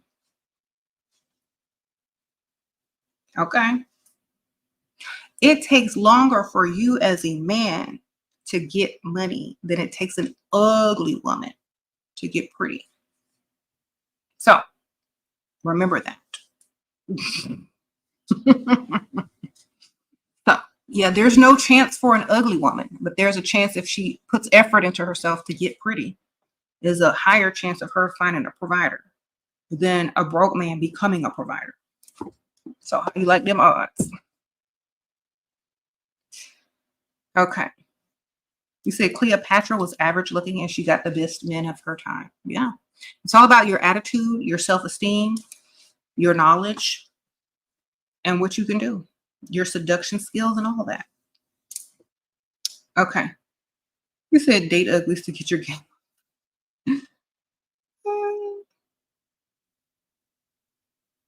This group proves that women are nothing but financial predators. Yes, we are. We are financial predators, just like y'all are predators just to sleep with women. So I'd rather be a financial predator than a predator looking for free sex. Sprinkle, sprinkle from people that don't want to give it to you. So yes, I am a financial predator. I actually like that term. Y'all see, I got my cat, my leopard print on. I'm a financial predator, baby. Y'all better watch it.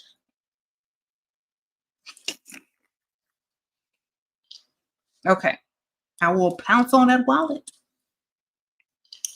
So yes, women are financial predators, just like y'all are sexual intimacy predators. Y'all always want to touch. You always want to move to the next level. You always want something for nothing. Okay, that's a predator too. That's a predator of trying to get close with no intention. So if you can date a woman without touching her and trying to sleep with her, then prove it. If you'll take a woman out on a date, pay for her dinner without having ill intentions or trying to sleep with her, then great. But until then, I'm going to be a financial predator because that's all we're dealing with anyways. As predators out there that just want something for nothing, want to use you, want to do this. So why not have high standards and make sure a man has to do more in order to get your attention? I mean, that's nothing wrong with that. If you don't have it, just say you ain't got it. Just say, I can't be around women because they're financial predators and I ain't got no finance.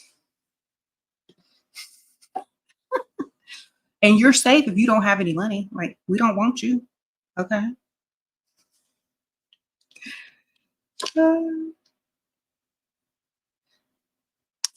That's like, and when the lions go out to hunt and they see like a little bitty, straggly, skinny antelope, they're not going for that. They're going for the big one. Okay. The predators are going to get the most. They're not going to go for the least. Doesn't matter. So if you're a financial predator, ma'am, you're going to go for the biggest thing out there or something at least qualifies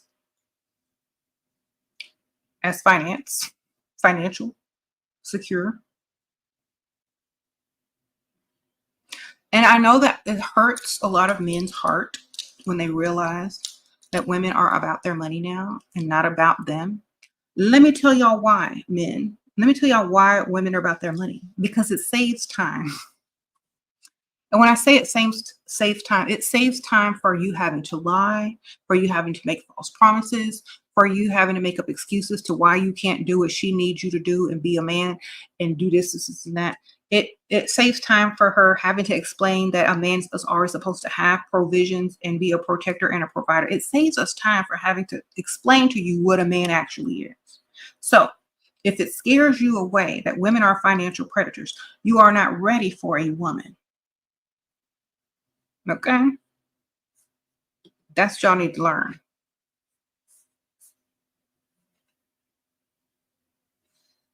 You said how to, what? A potential sugar daddy asks you how much you want for allowance. What should I say? Double whatever you need. Whatever your bills are, double it. Then he'll say, well, I can't give you that much. And he'll give you half, which will be exactly what you need. But always double what you need. And like start high and negotiate. HOE, how to attract men if you have 32A size. The same way all them skinny supermodels do. Sprinkle, sprinkle. Make it work in your favor. Okay. Kira, sprinkle, sprinkle. How much time to wait before texting back? Take 3 hours. It depends on what y'all are talking about. If he's not asking you anything specific, if y'all aren't having a conversation, you can take 2 and 3 hours. But if y'all are having a conversation in a text that's meaningful, you can text back. But if he's just asking you stupid questions like, what you doing? Yeah, you can take as long as you want because that's not real conversation. Like if he's texting you, oh, you know, I saw something really nice that I thought would look pretty on you. What's your size? Or, you know, what's your favorite perfume? I want to do something nice for you. If they're texting you stuff about buying you stuff, yeah, you can text back. But if they're just saying, what you doing? You know, take as long as you need because they're not really interested. They're just texting you to make sure that you still know that they're alive. Oh, Crystal, you work at a courthouse and doesn't what? You work at the courthouse a day doesn't go by where I don't receive compliments from attorneys and people coming in and out. I think my job is very femme, but how come nobody actually offers me anything? Because they think you got a good job, man. And they don't think that they can impress you. Let me tell y'all something. Are you about what you are about? Do you talk a lot about the nice things, the finer things? Do you talk about how much you like nice restaurants, good wine, you know, vacations? Are you expressing the things that you like in order to allow people to hear, in order to want to impress you? You know what I'm saying? So be about what you want. Talk about it. You know what I'm saying? And a man sometimes will take it as a challenge to see if they can date you or to impress you if you have high standards, because they can get any chick, especially if they're rich lawyers or whatever. They can get all the chicks, but can they impress you? So you got to voice your, you know, standards a lot. Like, oh my gosh, I love this new restaurant. I want to go so bad. It's kind of expensive though. Maybe someone will ask me to go. You know, act bougie and like you like nice things, and you'll see how things change and how people treat you. They're not going to come to you with nothing less, and they're also may be impressed and may want a woman that's bougie. You never know. How do you forgive yourself for dealing with Dusty? By dealing with somebody rich. Sprinkle, sprinkle. Just go deal with somebody rich and you won't even remember that Dusty, man. That's how. Okay. If you're still thinking about a Dusty, then you are not doing what I'm telling you to do. You should be concentrating on getting somebody with money who's going to pay your bills or who's going to provide or who's going to treat you. You know what I'm saying? If y'all are still thinking about the past, you're not in the present, and you definitely not planning your future. Can you ever change a Dusty to be a provider? No, they have to change themselves. And usually it's for a woman that they really want. Okay. And most of the time, if they don't have that in them to even ever be a provider, some men will never be providers. They're too messed up. Sometimes it's just too late for them. And sometimes if they meet a woman that will not deal with them unless they provide, and that's the woman for them, they're going to go find a way to provide. So it has to be like their decision. You can't make a grown man provide unless they want to keep you and you're about to level up past them and go replace them. You know what I'm saying? So,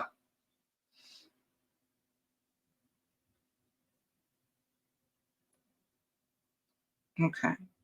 Best thing you can do is get dressed and start going out to the nice places in town, and don't take them with you. Start going out by yourself. Okay. You said you met somebody and they agreed to give you allowance 1.5K a week, and you haven't heard from them in 2 days. Okay. Well, you should have got the money when they told you, because a lot of people talk, but they don't follow through. So that's why you always never believe them until you have it in your hand. You should be on to the next guy, trying to get money out of him. If the other one comes back and he got your money, great. If not, you didn't skip a beat, did you? Yeah, why does your man keep wanting you to chase him after an argument? What should I do? Girl, read a book. Read a book, watch a movie, get online, get on Temu, get on Amazon, get on your favorite shop where you shop online, fill up a cart. Where he comes looking for you because you ain't looking for him, give him that full cart and tell him to pay. Don't chase men.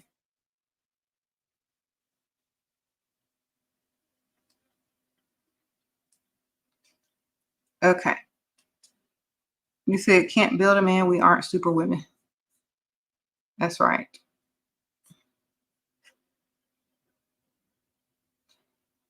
You said y'all are just mean. We're just being realistic. This is the stuff that women can't tell you because they don't want to hurt your feelings. But I don't care. I'm gonna tell you. This is the stuff that women are thinking but can't say to your face. And know that they're thinking it. Is he broke? Is he gonna offer to pay something? Is he gonna offer to pay some bills? Is he just standing in my face? What does he want from me? If he's not here to improve my life, why is he here? He's cute, but I need them bills paid. You know what I'm saying? I can get cute any day of the week. So it's about being a man in this generation.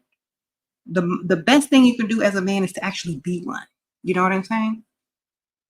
That trumps a lot of things. You need two tires. When he asked how you been, I can lay it out flat. I know he wants to see me, but I told him that I'm busy the day he's flying in. Yet. Okay, just tell him what you need, ma'am. If he wants you, he's gonna make a way. This is how you can weed him out if he really likes you.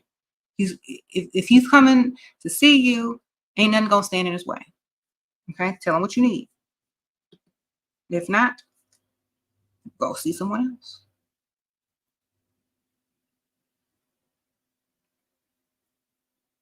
How do you get him to follow through when he says he'll provide for you? By saying, you know what, I'll believe it when it happens. I'm more about action than words. So when you're able, use these words. When you're able to provide for me, definitely let me know. Don't listen to words. Respond to actions. If they're talking and not doing nothing, they're not providers. Just like, okay, if they say, I'm going to provide for you. Okay, well, you know what? There's an ATM right there. Let's go. Oh, well, I'm going to provide for you. Great. You can Zelle me, cash at me right now. I really need to get to the bank or whatever. Thank you so much. You're so sweet. Okay, let me see. Yeah, you got the app. As soon as they start talking about they're going to provide, get the money in. Get something. I don't care if it's $100 out of their wallet, a trip to the ATM, a Cash App, a Zelle, a Venmo. As soon as it comes out of their mouth, be about it. Otherwise, it's like, okay, well then, well, when you are able to provide, then then we can talk about it. So when they're not providing right then and there, cut them off. It's like, oh, we can talk about it when you actually have, the things to provide with. You can talk about it when you have it. Oh, I got it. Well, when you're giving it to me, we can talk about it. And just go back, because people, especially men, will talk about how they're gonna provide for you all day to keep you in a good mood, to keep you texting, to keep you talking, and all the while they never ever was gonna do it in the first place. So be about your money first, always. Okay. I'm not talking to you if you saying you're gonna provide unless you already provided.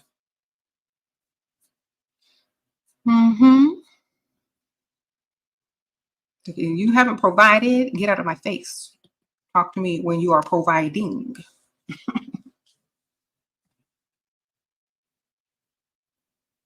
That's just the same way as you talking about how you gonna sleep with a man, how you gonna do all this stuff with a man and never do it.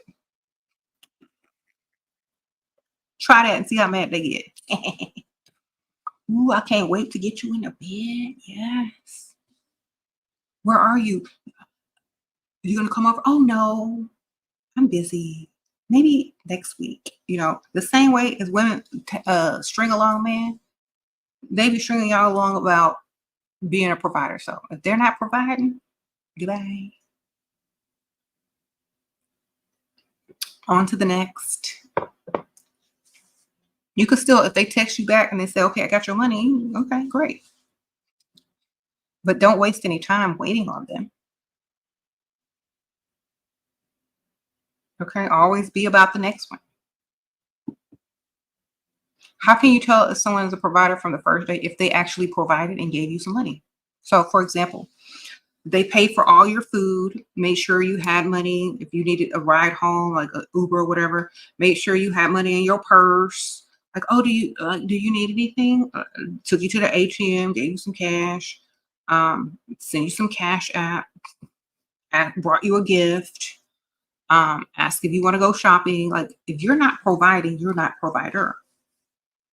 You got an older man who's giving you 4K in gifts and want an allowance. Oh, you want an allowance? I've been celibate for years. He thinks I'm conservative and sweet girl. How do I get him to give me an allowance? By asking him. Just like, oh my gosh, thank you so much for all that you've done. You're so sweet.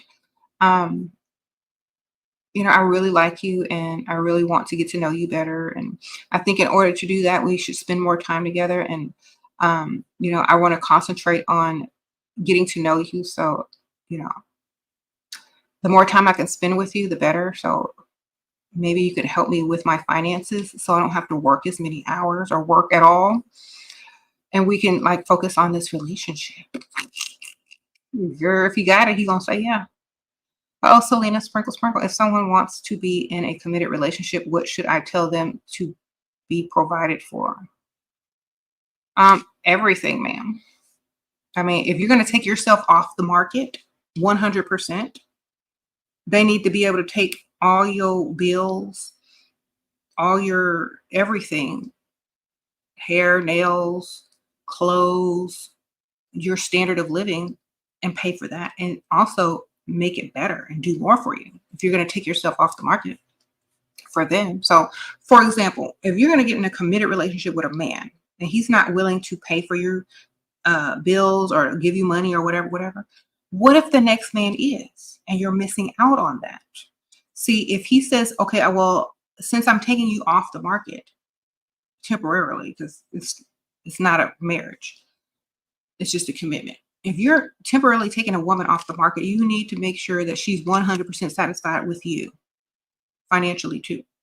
If not, she's passing up guys that may pay her bills or may buy her a car or may want to marry her and pay her bills and buy her a car and provide for her for the rest of her life and the kids and this and that. You're taking away her options and her opportunities. So you need to compensate her for them. How to ask him for a new apartment? Tell him there's bad crime in that other one. And you got to get away, but you can't afford it, so you need his help. There's crime over here. I need to get away. Can you get me a new apartment? Oh my gosh. Lie.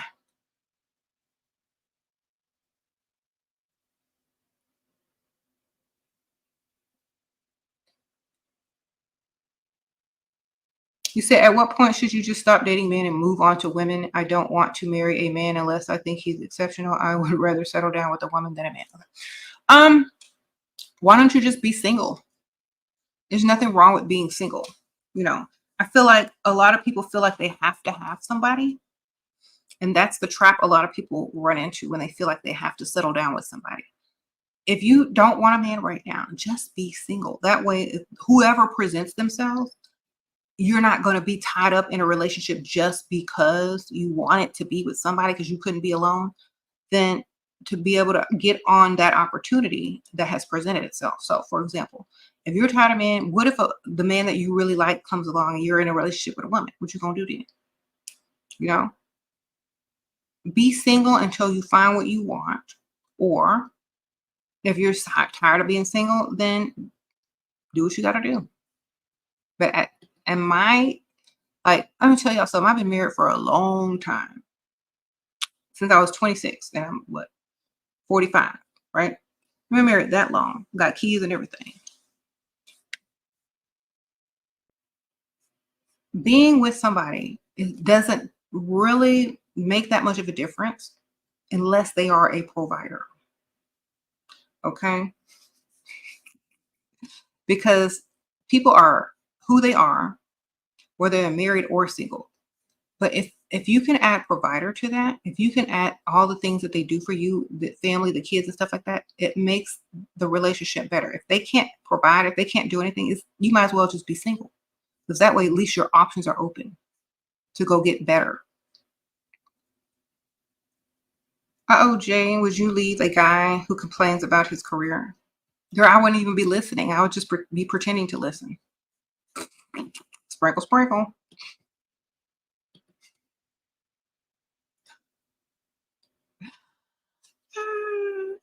I'd be scrolling on my phone, putting stuff in my shopping cart while he talks and rants. I'm not even listening. I'm trying to see if this got this in my size, man. I ain't listening. All right. Just listen to every last word of the sentence and then repeat it and say, yeah, okay. That's what I do. I don't even be hearing what they're saying. Like, okay, for real? Oh, really? Yes. Yeah, for real. That's messed up. You just be scrolling. You'll be on. I'm not even listening. Okay. The reason why is because if it's not positive and it's not beneficial, then I don't want it. How long after the first date can I ask for a luxury bag? He already gives me cash, but not enough. Just tell him I've always wanted a such and such bag, but I've never been able to get it for me. I mean, I've never been able to get it. And then leave it like that and see if he brings it back up or mentions it. And then like start looking at women's bags. Like, oh my gosh, I love her purse. Oh my gosh, I want that purse. Like start pointing it out. Like, you know how when you like a car and you want a new car, you start seeing that car everywhere. Start pointing stuff out when you're in his presence. Like, oh my gosh, that purse is so cute. Oh my gosh, you can even ask the woman, oh my gosh, I love your purse. Then he's going to put it together in his mind, like, she wants that purse. Let me get it for her.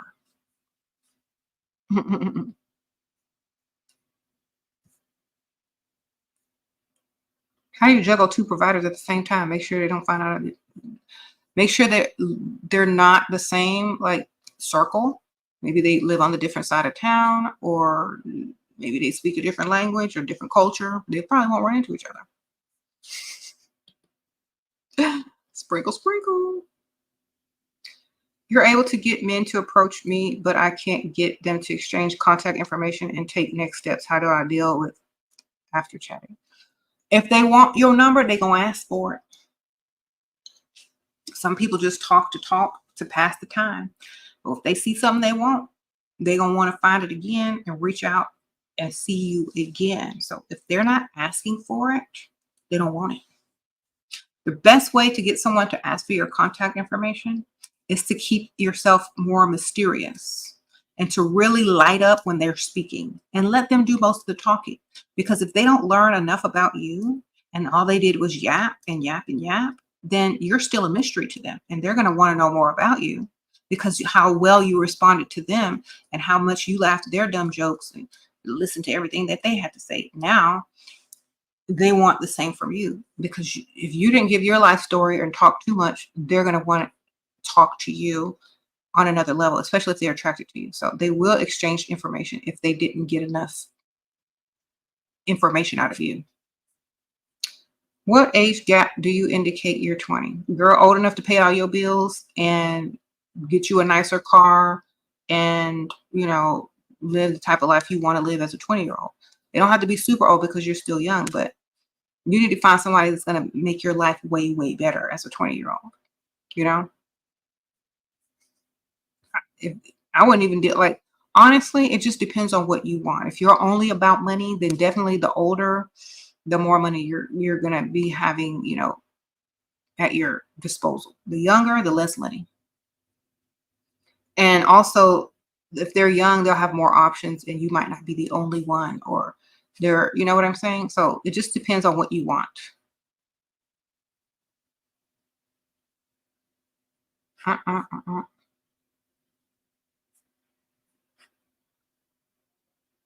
Sprinkle, sprinkle. A man is asking me to tell him about myself. I'm tired of answering that question. What should I do? Make up something crazy or interesting that they'll never forget. Be creative. It's like, you know, if I tell you about myself, you might just become obsessed. You know, they say I have this voice that hypnotizes men and make them do whatever I tell them to. So that's why I try not to talk too much around you, because, you know, don't want you to fall under my spell.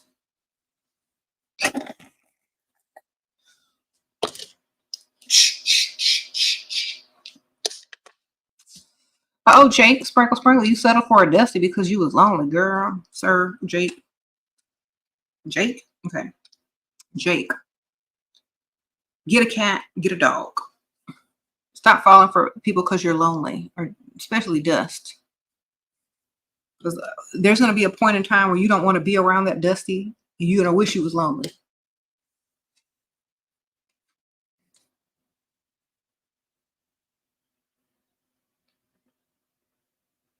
Okay.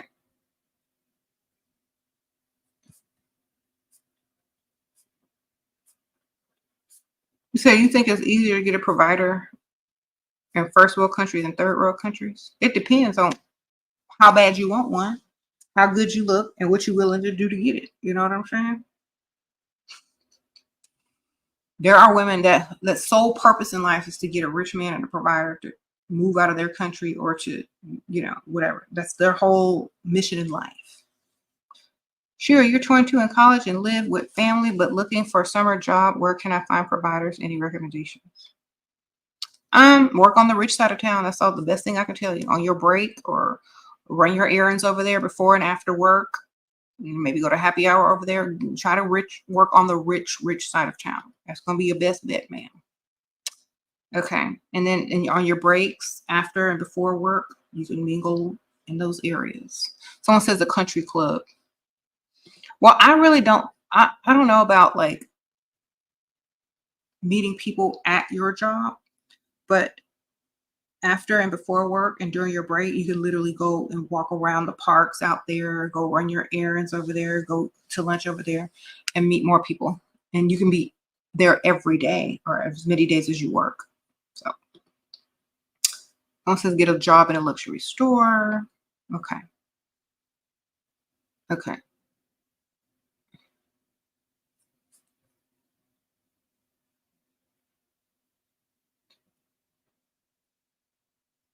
Okay.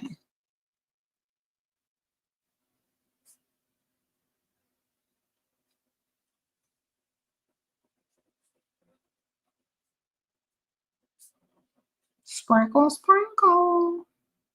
So you live with a Dusty, you don't have money to move away. You're a student and you have an 8-year-old. Okay.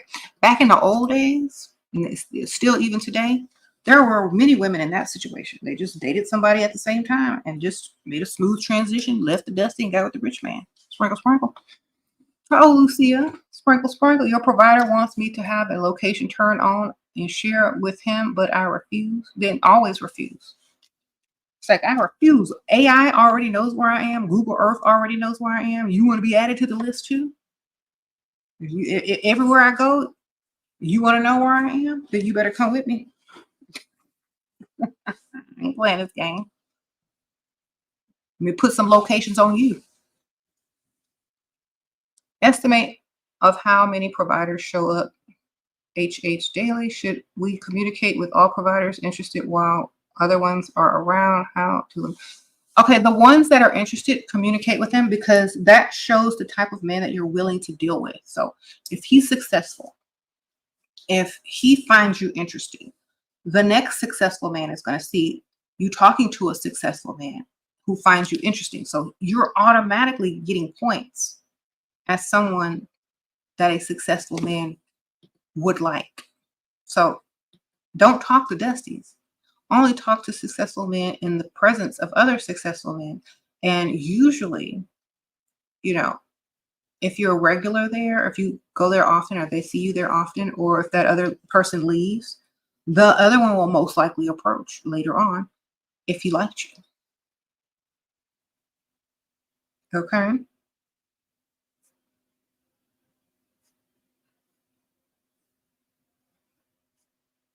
Sprinkle, sprinkle. Any apps you recommend for serious providers? Yes. To get up off your butt and go out into the real world app. That's where you're going to meet them at. Because this stuff, pheromones, perfumes, you know, chemistry and biology don't work on apps. You got to get out into the real world. Okay. Stay off them apps. If you're too lazy and don't have enough time to be serious about finding a provider, then you don't really want one. Okay. If you scrolling on dating apps like you scroll on Amazon and Temu, you ain't serious. If you picked your man out of a lineup on a phone, you ain't serious. This one look all right. Okay, he looks like Tuesday night dinner. That's not serious. You go out into the real world and the man crosses the room in front of dozens of people and risks making a fool of himself because you looked so good. And then he got to smell your perfume, see how soft your skin looks, maybe touch your hand if he shook it or whatever. That's how you get them. That's how seduction starts, not with no picture with some booties, lashes, and wigs that he could scroll through and find the same exact thing. No, real life. Stop making it too convenient. If finding a man online is convenient, imagine how convenient it is to find a woman online on his end. There's no risk involved. There's no courage involved. I mean, that's what makes a man a man. The hunt. If he doesn't have to hunt you, what's the point? I don't want him if he ain't hunting me. If he ain't crossing the room, risking his reputation, risking it all to talk to me, I don't want him. You know what I'm saying? Can't do it. I don't want to be like on a dating app where you got to select a certain amount of people and then talk to them. So I don't want to be on Temu. Okay.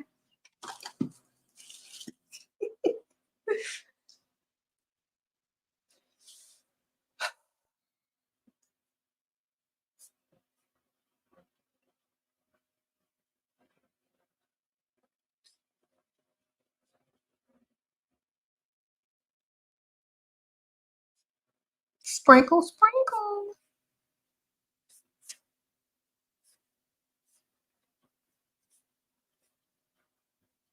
You got to be on a mission.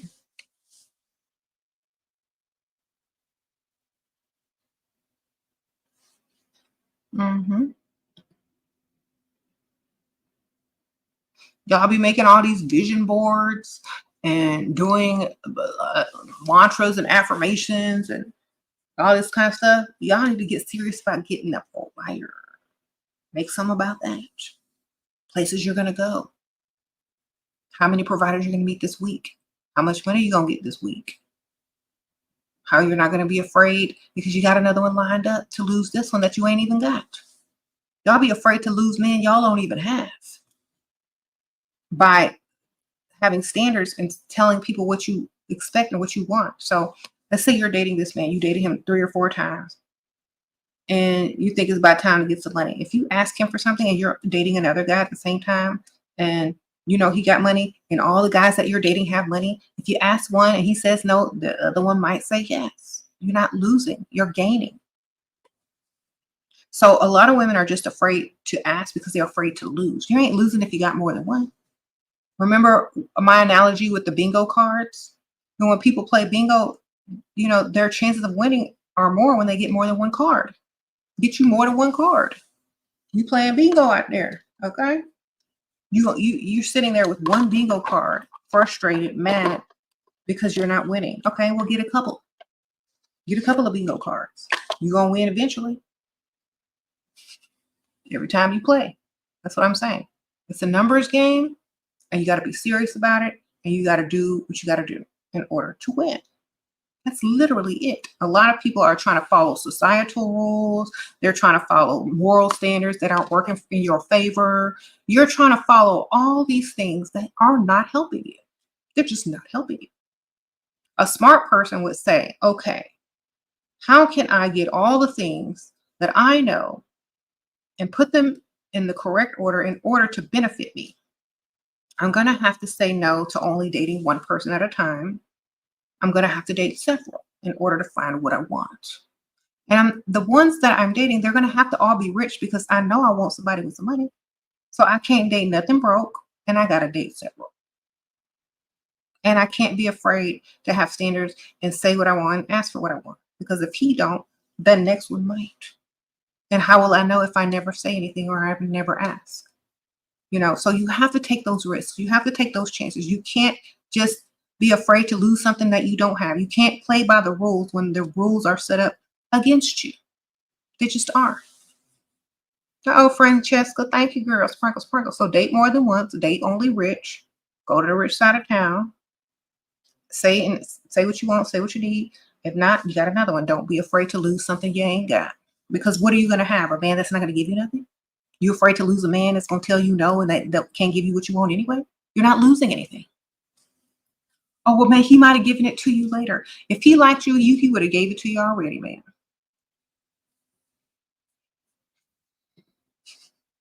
Sprinkle, sprinkle.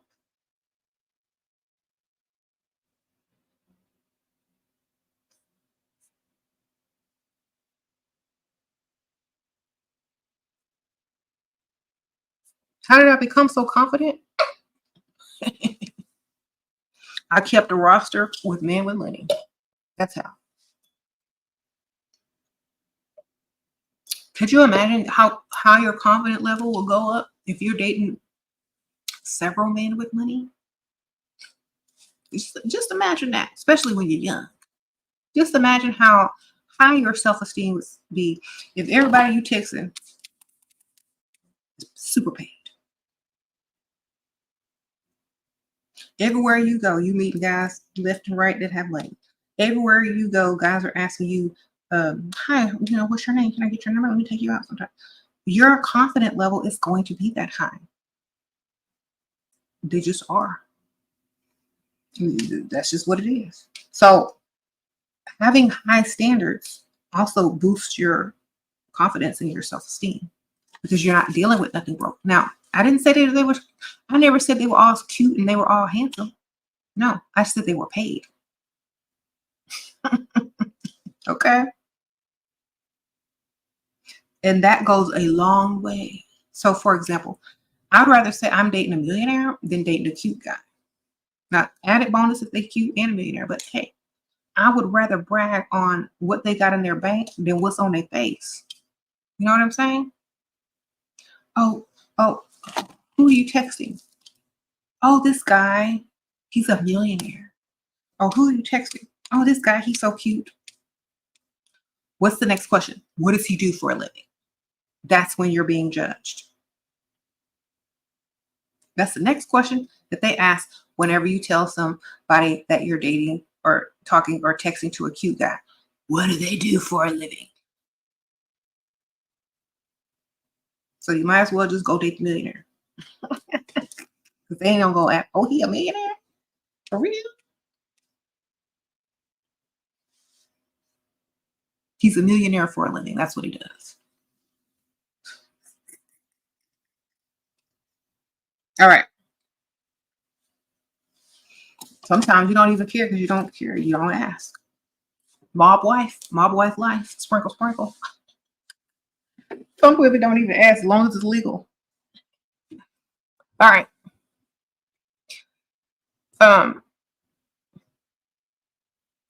So just think about that. Whenever I hear somebody say, "Oh, he's so cute," like, I don't care about his cute. Is his bank account cute? I can't do that with cute. I'm cute. I need money.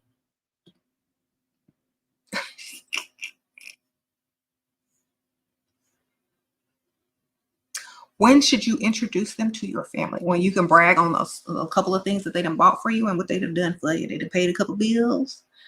They in there to stay, you know. Y'all are in a committed relationship. He's paying the bills.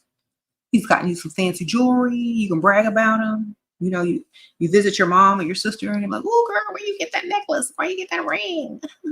You can brag on him, and people there and your family is begging to meet him because he sounds so great. That's when I need you ladies suggestions for affordable, high quality dress cocktail evening. No Shein, Temu plus affordable and sexy shoes too. Sprinkle, sprinkle. Miss Leslie Grace, thank you, girl. Sprinkle, sprinkle.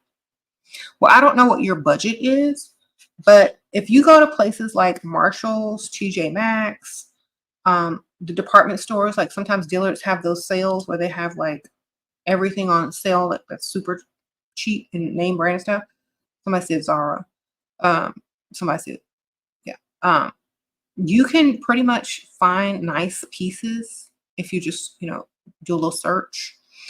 Sometimes also if you go to consignment shops, they'll have name brand pieces that are at a fraction of the price or, something like that.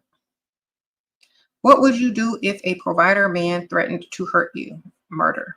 Record it and send it to the police. Sprinkle, sprinkle. Like, get your phone.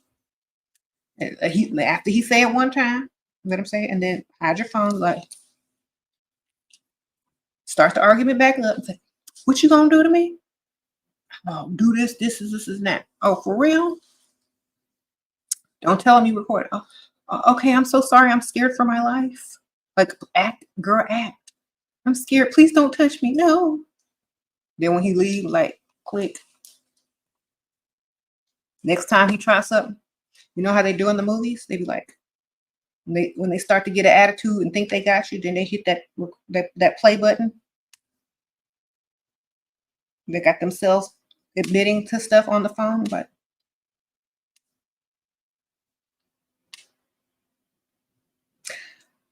I have this message in all of your contacts, and I could just press one button and all of your contacts will receive this message. What you gonna do?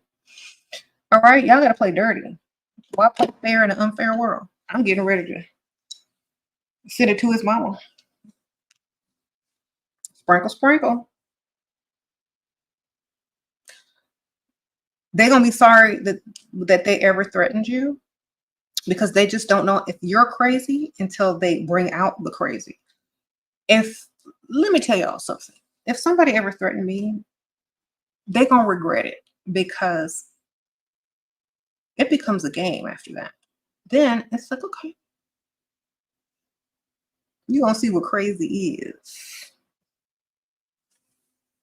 It's fun after that. Then it becomes a challenge and a game, and they're gonna lose because you crazy. Okay. Guess your mama gonna be getting a good text message tomorrow. Your boss, your mama, who else?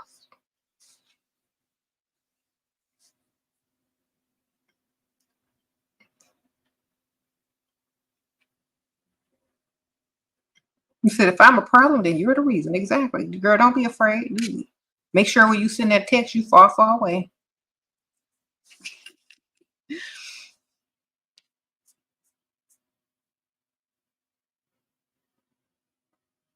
Your boyfriend always telling you in the future you're gonna give me money, and now he needs sex for nothing. Okay, tell him that you'll sleep with him in the future. Then it's like, will you give me the money? Then we're gonna sleep together.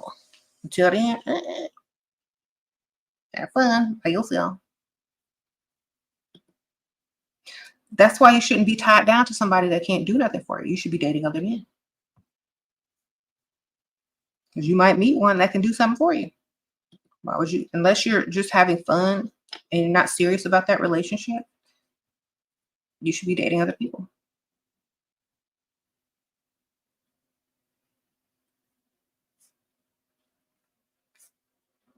And you need to ask yourself a question when you really think about it. Would your boyfriend date you if he had money? Would you even be his type anymore? Or would he upgrade? You know what I'm saying? Because I'm not believing if you become a millionaire, you still gonna want the same woman you had when you was broke. That don't even make no sense. So that's why you need to be dating several. Okay.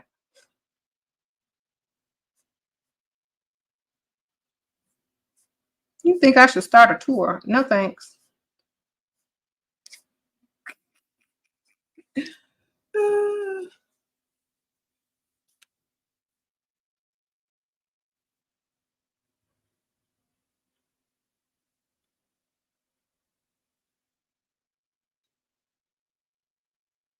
How to plan a day to freestyle. Take the whole day off.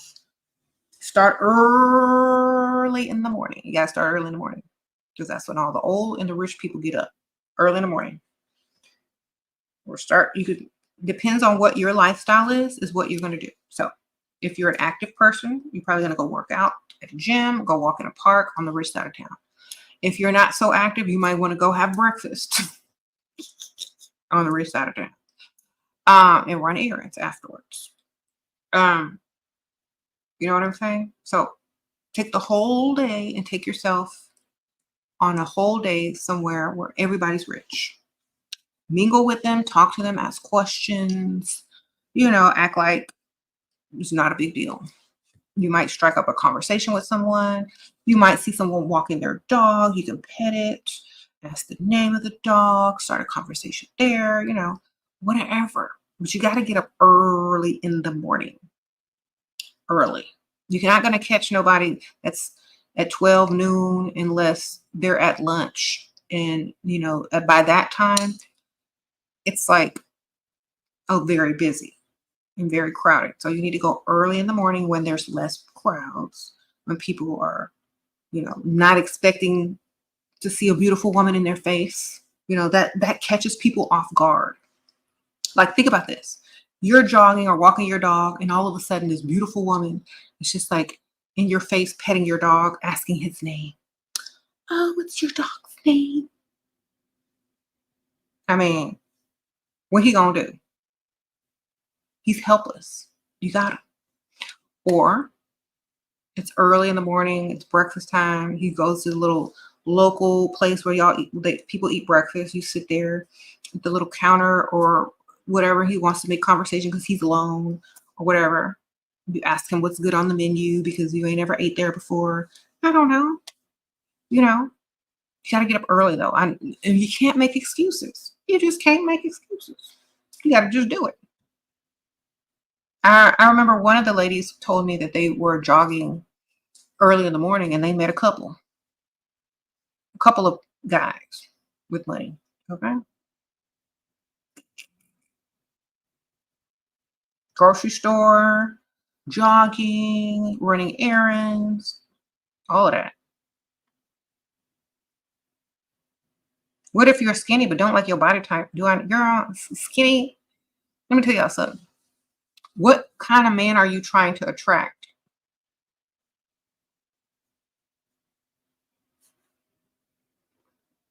That's the thing you need to worry about. You say you got a rectangle. Okay, well, dress for your rectangle shape, ma'am. They got all type of stuff you can wear. They got padding you can get. I don't know, but you can eat whatever you want, ma'am. Focus on that. All right. Could you imagine being able to eat whatever you want? I wouldn't care about nothing at that point. I'd be like, you know what? I'm dating food.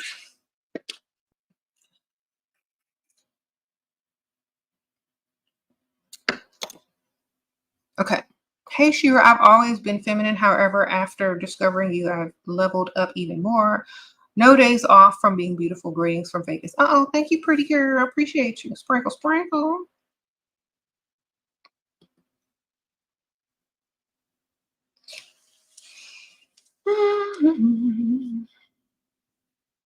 What? Dress in more lighter clothes that it accentuates your waist. Okay, yes. If you're skinny, wear lighter colors, of course. Yes. Um, is wearing a dress early morning doing too much? It depends on how casual the dress is and where you're at. You know, you don't want to look too crazy. If you're going to breakfast, then you might want to do a more casual dress, you know. Skinny is in, but I feel like thick is making a comeback in a couple of months. I don't know, child. It just all depends on who's promoting what. I feel like people should just work with what they got and make it work for them. Because before this was in and that was in and this was in and that was in, women just made it work. You know what I'm saying? They just got their providers the best way they could. Okay. Just make it work.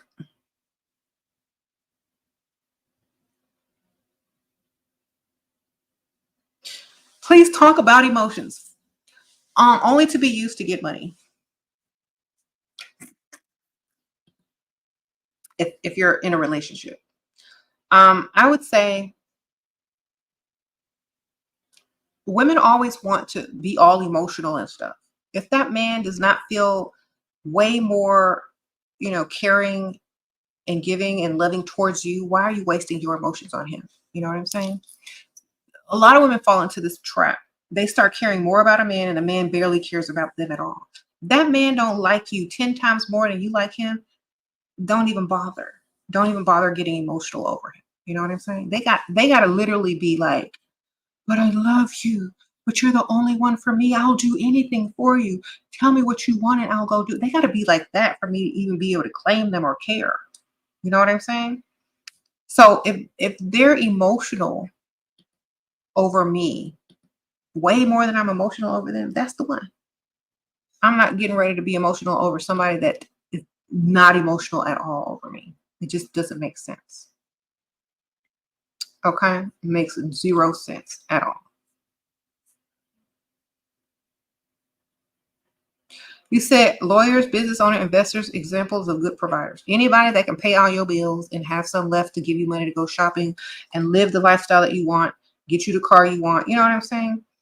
Anyone who has money left over after they've done everything for you and have plenty, don't have to check their bank accounts to do nothing. So it all depends on what you think is money, because a lot of people are at different places.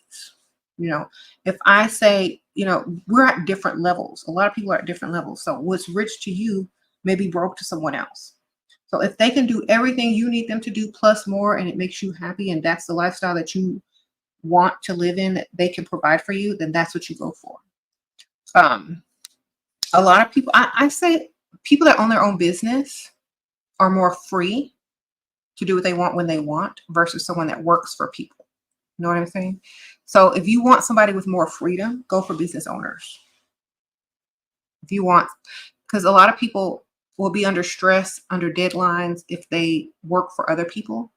So they'll be more stressed and under deadlines and stuff like that, and probably have to be away longer. So if you get someone that owns their own business and are successful with that, they have way more free time.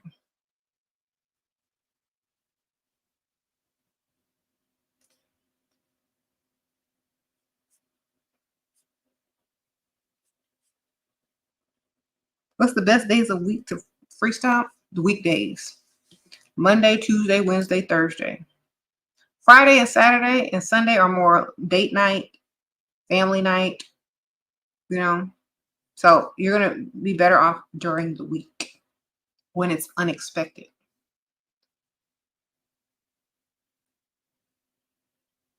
You said you keep attracting married men. Good. Get their money. Sprinkle, sprinkle. You're going to keep attracting them because they out there looking.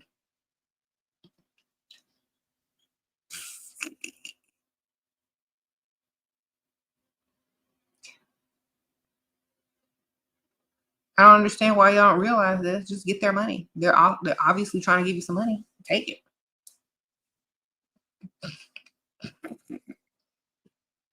Okay.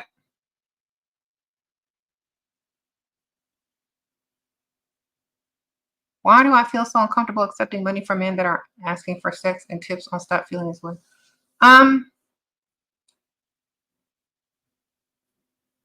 Think of money as a compliment. Would you accept a compliment from a man?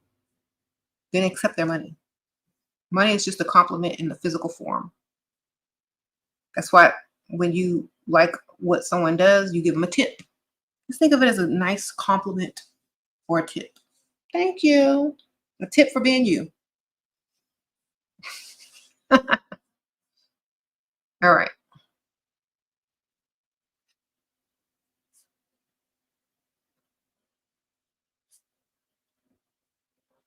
Get your money, man. What heels do I recommend with freestyle, stilettos, or chunks? It depends on where you are, what time of day it is. So, for example,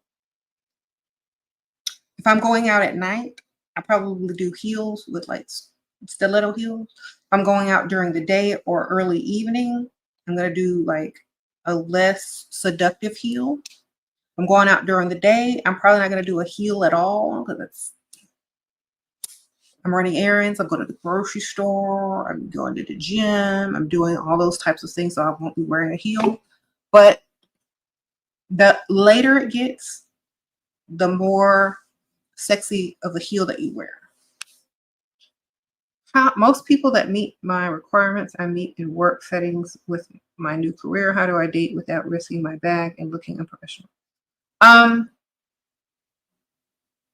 Suggest things after work or suggest places and ask where they hang out and mysteriously show up there.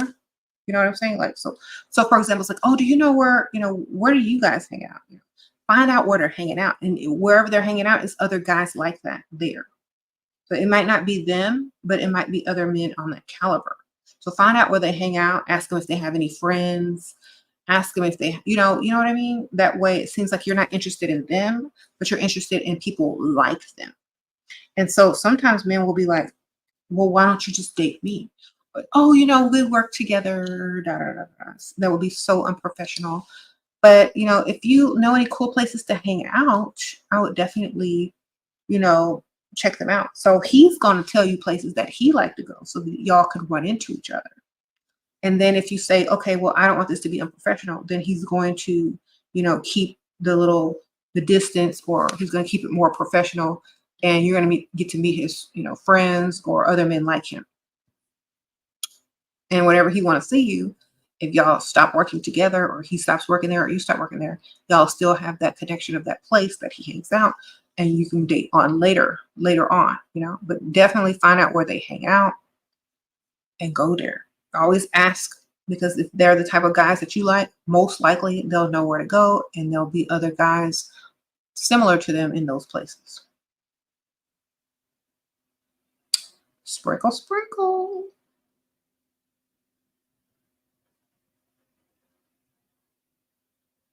Okay.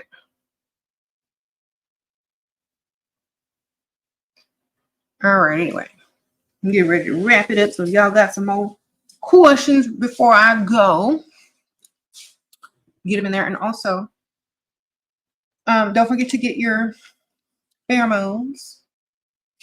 Get the liquid finesse.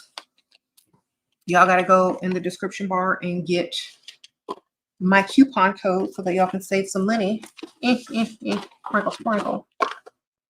And use that when y'all are freestyling. It's going to up your chances of people starting conversations with you.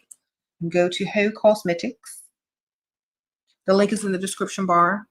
And so is my coupon code, SHERA. And guess what? It's going to be easier. That stuff is like, I would say, like, on a scale of 1 to 10, it's going to make it like half easy as it should be. Half as easy as it should be. So, for example, if a man were going to talk to you, then decided not to because he was too shy or nervous or whatever. If you had this, he would definitely walk over to you. Because a lot of y'all ladies are like, well, he looks and stares, but he doesn't come over. This will get him. And the pheromones. So if you're struggling with that, definitely get the pheromones, because that's what's going to bring them over. Okay. Sprinkle, sprinkle. You say, is it possible to get a provider husband without any fornication? Ask the women who did. I'm sure it's very possible, especially if their culture and their religion also requires no fornication before marriage. If you're not trying to marry them, then of course, if you're a good liar and they want to fornicate and you can find ways around it, then you can get it. You can get it if you want. You just have to be a good liar, good storyteller, good actress. Either way.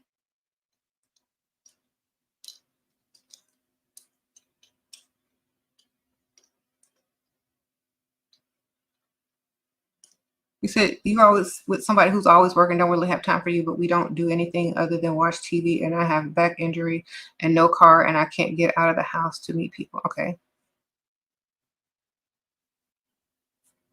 Well, go to the chiropractor, get you some pills to help your back, get dressed, and go out. Get somebody that has a car to come pick you up. All right, Cynthia, sprinkle, sprinkle. Thank you for all of your advice is on point. I have questions. Is this male dusty? He owns business, 51 years old. He wants to do free things and meet him at his work, which is free entry. Okay, then he's broke. Sprinkle, sprinkle. He's cheap. Just because you own your own business don't mean that business making money. So you got to find out if his business making money. If it is he cheap? Does he owe the IRS? Like, what's the problem? You know what I'm saying? Like, if he's not spending, then he might as well be broke. If he doesn't have it to spend on you, what's the point of having money and being rich if you're not going to provide for the woman that you're with? It's no point. You might as well be with a dusty who's going to tell you the exact same thing. Go find someone with money that will spend. So I don't know if he's dusty or if he's cheap, but there is no difference if he's not spending on you. Okay.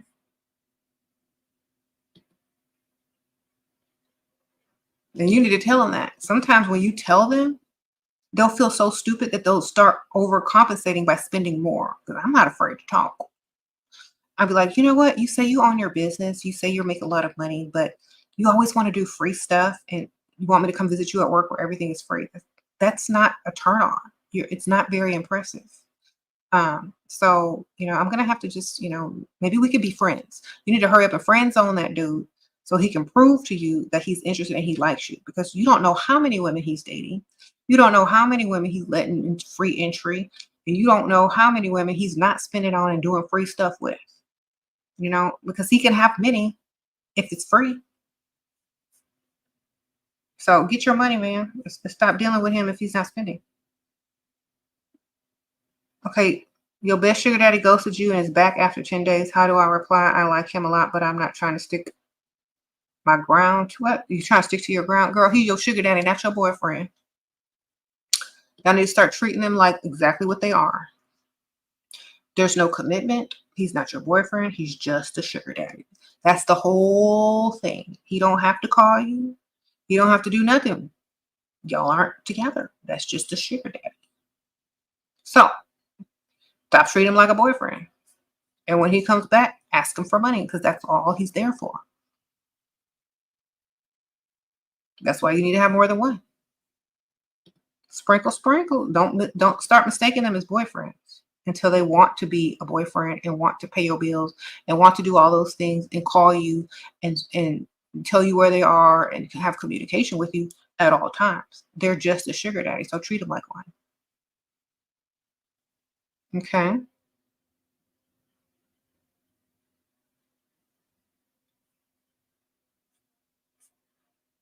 Y'all keep confusing a sugar daddy with a boyfriend. It's not the same thing. Sugar daddy, they might take you to a nice restaurant, give you some money, take you shopping, pay a bill. Great. They're not going to be all texting you all day, every day. They're not going to give you their whereabouts. They're not going to call you every day. That's a sugar daddy. You have a boyfriend or you're in a committed relationship. That's what you get out of that.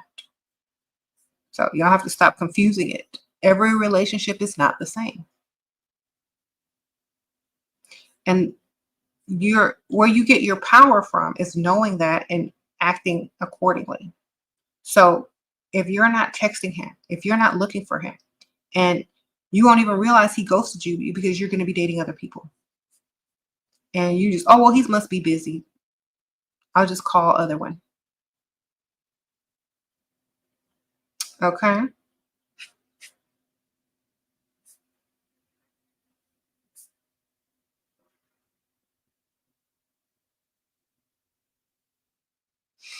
And here's another thing. A lot of men think because women are cold and only about their money, or they don't want to treat guys like babies or whatever, that something is wrong with them emotionally. And no, it's nothing wrong with them emotionally. It's just that they put you in a category, and your category is non-provider, and you don't get special treatment at all.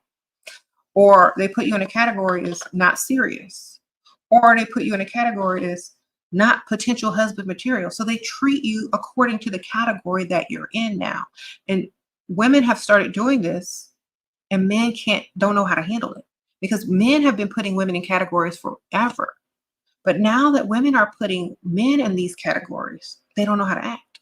We're putting y'all in categories: dusty, broke, talker, free food, sugar daddy, husband material, temporary boyfriend until I find somebody better, placeholder.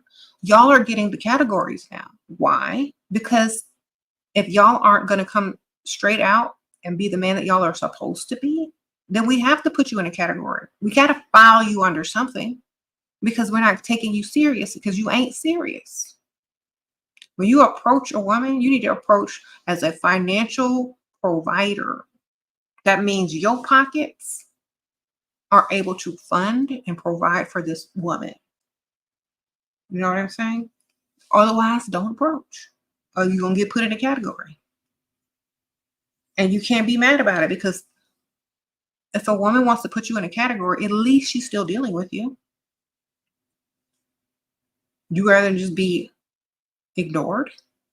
I'd rather be, say, okay, so you're a sugar daddy. You don't get calls every day. I just collect money from you when you come around and feel like giving me some, because I'm going to have other ones at the same time. I'm not exclusive to you. You're not my boyfriend. I could care less about what you're doing, because I'm probably doing something too. You get put in those categories, and men are getting this reality check that they don't control anything anymore. Their women aren't their women anymore. Their women are their own selves, and they can do what they want. The only way you're going to get a woman to be the type of woman you want her to be is to be the type of man she wants you to be. And if you can't do that, you cannot complain. You can't even complain. You can't say, all y'all women out here, A, B, C, and D, when you don't have the money in your bank to provide for any woman. You can't complain. Zero complaints will be heard. You'll just be dismissed and called a dusty. That's literally it. So if you want a woman to be the type of woman you want her to be, go make yourself the type of man, quote unquote, a provider, so that you can find the type of woman you want. Because women these days are just putting you in a category and keeping it moving. We're not dealing with the okie doke no more. Either you got it or you don't, because if you don't, he do. Okay. So be sure to understand that you're no longer in disguise. You've been clocked. All right. You said we're not dating for funds. We're not dating for fun. We're dating for funds. Okay. So there's nothing you can really say about it. What's done is done. Just go get your money up. That's literally it. That's all you can do.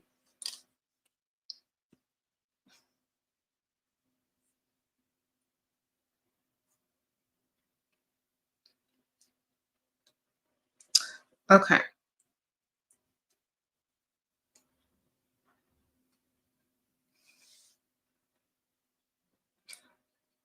And you know, you're starting to hear lyrics in songs where women are talking about how they don't want no man, and you know, a man is not going to claim them, and they don't want to claim no man because they're about their money and on to the next and blah, blah, blah.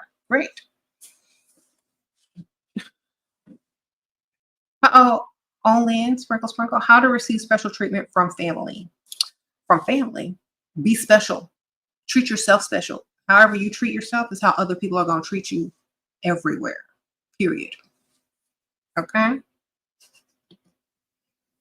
It has to be a habit, and it has to be real, and it has to be continuous. So for example, if you only sleep on, like, you know, expensive thread count sheets, if you only wear certain products, if you only wear this, if you only do that, if you only eat this type of stuff, those are your standards. And so you treat yourself special. Therefore, anyone around you has to have the same treatment if you are going to visit. So, for example, if you're going somewhere and, oh, well, I need you to have this type of food and this type of drink and this thread count of sheet and da da da da da da da.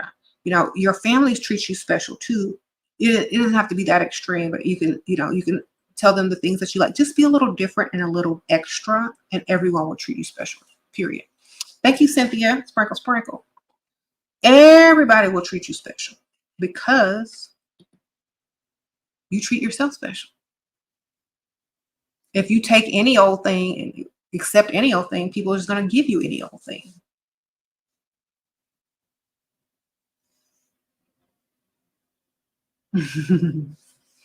You said, Shera, listen to Glorilla. Y'all be listening. Yup.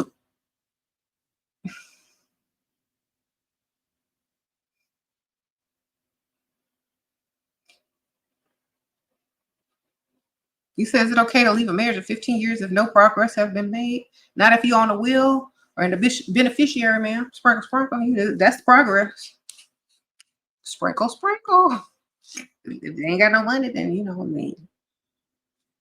Ain't got no insurance. I don't know why you there.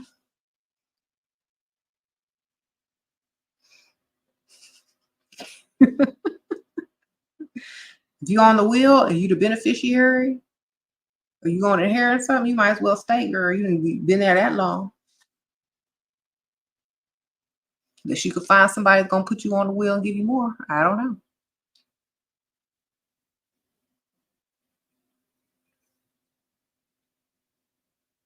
Sprinkle, sprinkle.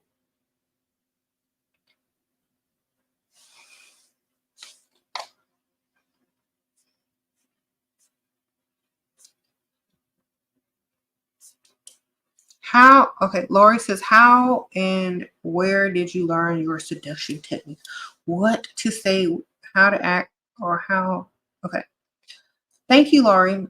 I think that being feminine, also seduction is a form of dark feminine, this mystery, a little bit of, you know, wonder. So if you can think of yourself as a mystery and an alluring mystery, that's how. So you don't talk too much, you don't answer too many questions. You might have something slick to say. You might have a certain voice that you use. You might have a certain, you know, expression on your face. You might wear a certain thing, certain colors. You might sit in a certain different type of posture, you know. You might have a different hairstyle. You might not blend in with everyone else. You may stand out because you are so mysterious. You may say the right things at the wrong time or say the wrong things at the right time to get that, you know, shock effect.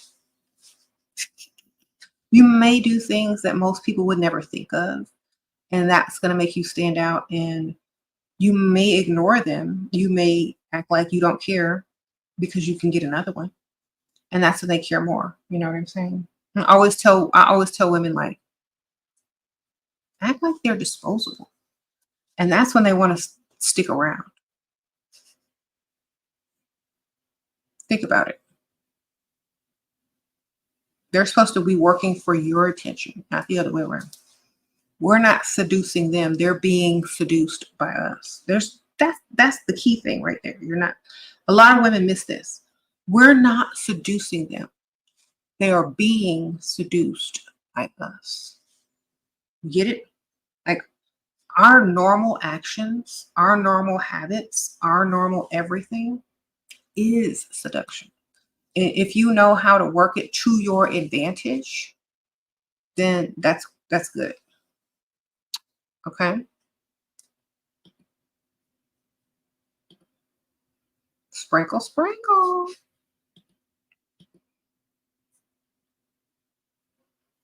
Okay. They allow to be seduced, exactly. Like for example, you could just be sitting there sipping a glass of wine, you know, your perfume could like permeate the air, you touch your hair, you might sit in a certain position that makes your back look arched or whatever. You're just there drinking a glass of wine. But how many men are being seduced by you right then and there? Just by you just sitting there drinking wine, sucking your stomach in, arching your back. Okay. They are seduced by us. We're not seducing them. We're just being. Okay.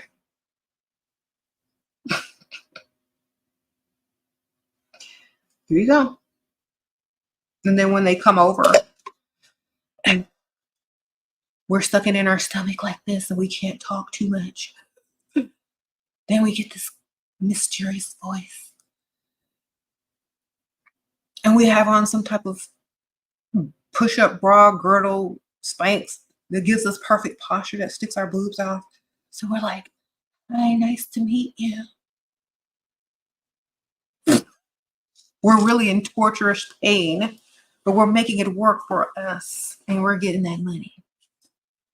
Right? We're sitting down like this because the shoes hurt to stand up. So we're sitting at a little bar stool, back arched, stomach sucked in, can't breathe, trying to get this last sip of wine and juggling around so you understand that we need another one.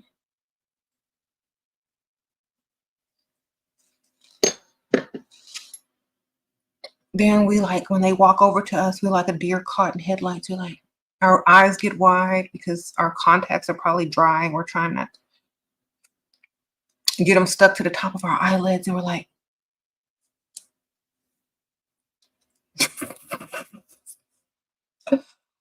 hey, how are you?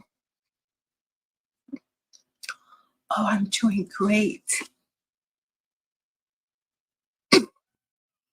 Oh, I would love another glass of wine. Thank you so much.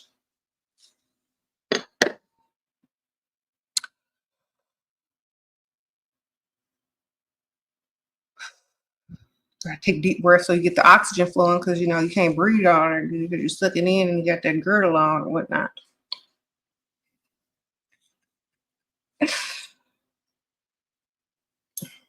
Then when your feet stop hurting and you need them to do more than just buy you a glass of wine, you excuse yourself to the ladies' room and so they can watch you walk away in them heels. Okay. Oh, Lori, Sprinkle Sprinkle. Do you think a natural classic look is better, 90s beauty, or a fake Instagram model look is better? I think I have capacity to look. Do both and see which one gets you more attention. Or do one day, do the other one the next day. Shoot, why not? I mean, why limit yourself when you can do both? It just depends on my mood. I'm gonna do whatever I want. And it also depends on where you're going to. Like if you're in a side of town where classy is better, I'm always gonna go for classy.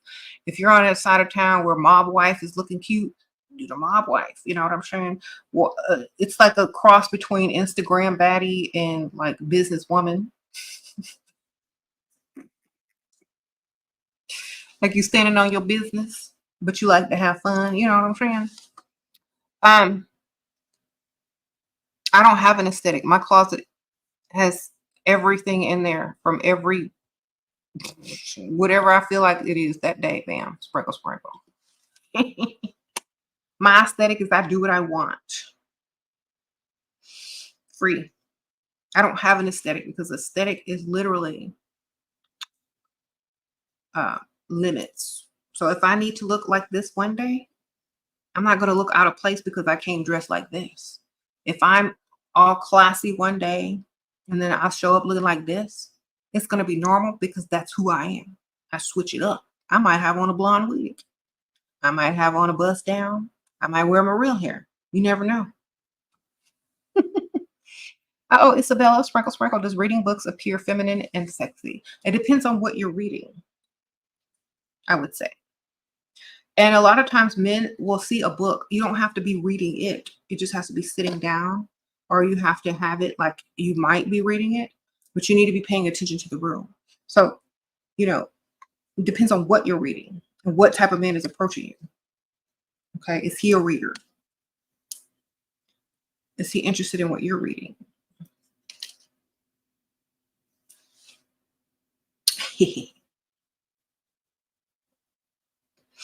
The book I was reading when I was approached, well, I had it in my lap by a multimillionaire. This is the book I had, ma'am. It got wet, so that's why it looks all ratchet, but it wasn't wet when I was reading it. And I was like,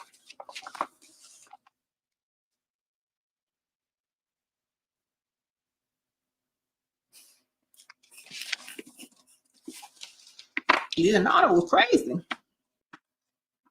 Genius. Yes. All right.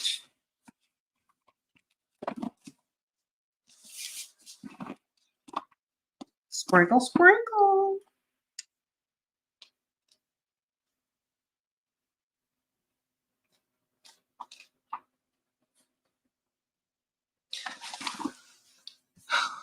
Oh, Yasmin, sprinkle, sprinkle. Thank you, girl. Like, yeah. So you read this, who's attracted to this? Engineers, scientists. Okay.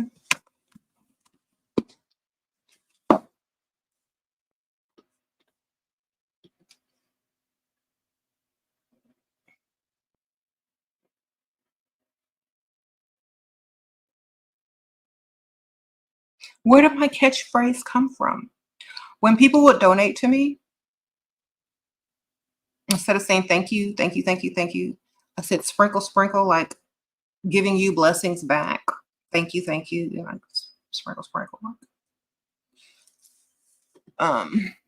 That's where it came from. When people were giving me money.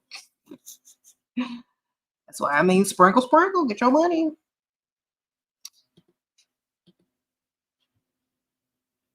You said nerds only are a few. Yeah, exactly. Mathematicians, exactly. Mathematicians, scientists, engineers.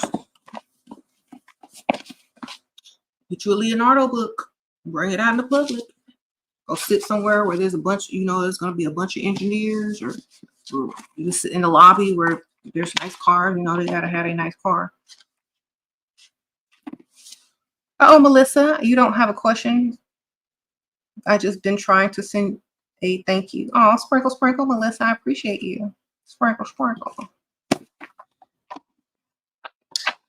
Yes,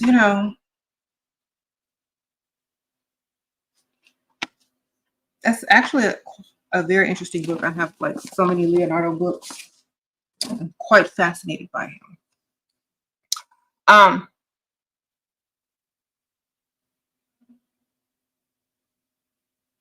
He told you he's gonna pay for your tuition, but he keeps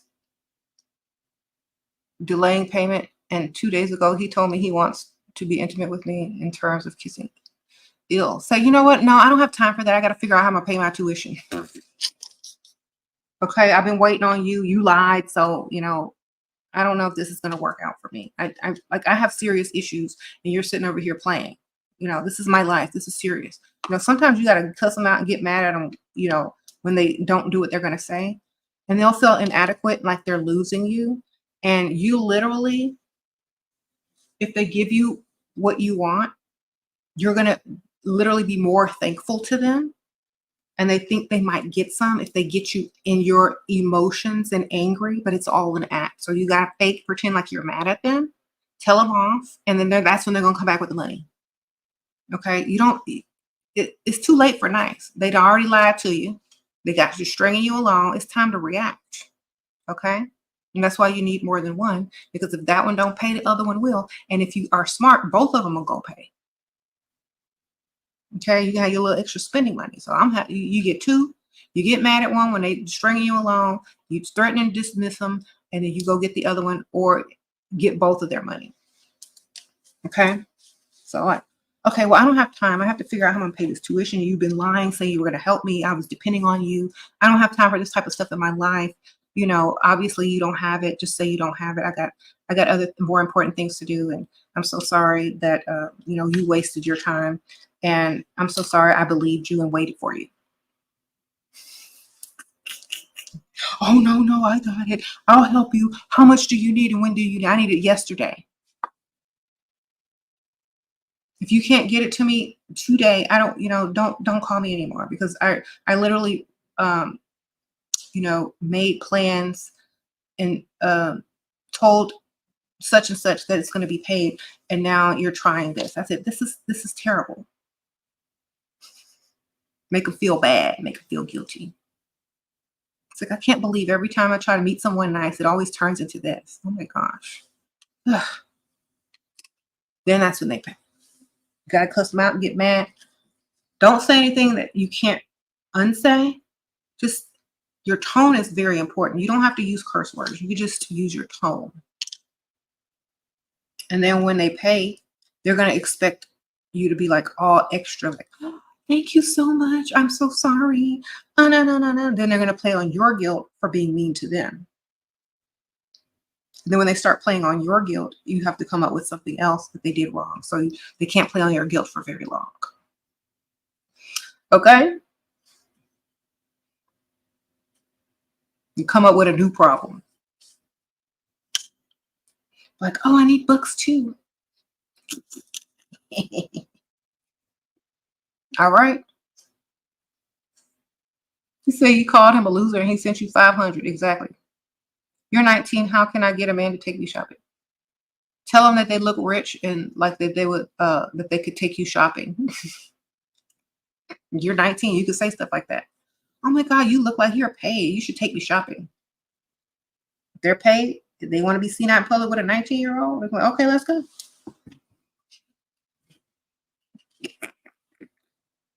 $19, you ain't got nothing to lose.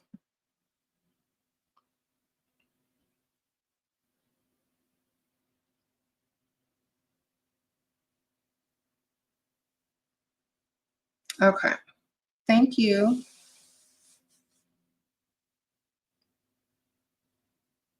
Being direct gets you places, y'all. It does. Especially if you're wearing this liquid finance and you tell somebody to take you shopping. I'm going to test that.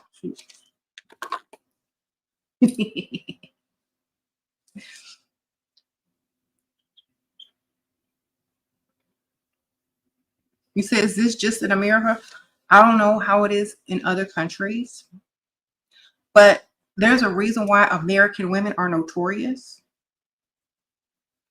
and Russian women are notorious, because they don't play. You got it or you don't. Either you giving it or you're not. What is it? I don't care about no relationship. If you know romance with no finance. No romance without finance. I'm saying what I need to say. If you can't deliver, move and let the next one deliver. You know what I'm saying? So we're very direct. We don't play around. If you ain't got no money, take your broke home. You know, find someone else to love you for you. I can't love you if there's no lights and electricity on. Can't love you if the rent due and you ain't got it. I can't love you if the mortgage due and you ain't got it. I can't love you if you can't get my car fixed. There's no way I'm going to sit there and coddle you when the car in the garage and the driveway ain't fixed because you can't do nothing about it because you're incompetent as a man. I can't love you like that. So go get some money. This is America, the land of opportunity. Okay, the land where if you get in here and make something of yourself, is very possible. A lot of the people that are here don't realize the amount of opportunity that they're opportunities that they are, because they're so used to it. So if you live in America, you got the internet, you ain't got no excuse to be broke. Okay, be direct. You get way more. You said, why my bedroom cluttered? It's not cluttered. It's just the style. I'm in the South. This is how we decorate. And plus, I don't decorate like millennials or what you call it, minimalists. I decorate maximalist. It's called maximalist. It's all color coordinated. All right, thank you. All right, a lot of that stuff is worth a lot of money. Like those little opera glasses are worth like $300. They're antique from the Victorian era. Let's see. That glass, well, there's like a heart-shaped antique bowl right there. It's like literally from the 1940s. It's an antique. Like our stuff actually means stuff. It gets passed down from different family members and stuff. It's not from IKEA. Sprinkle, sprinkle. Okay, birthday coming up. Should I be fishing still or taking some more, taking more to your roster? Your favorite sugar daddy has been slacking. Enjoy what you got. And if they don't come through, go fishing, man. Sprinkle, sprinkle. Okay.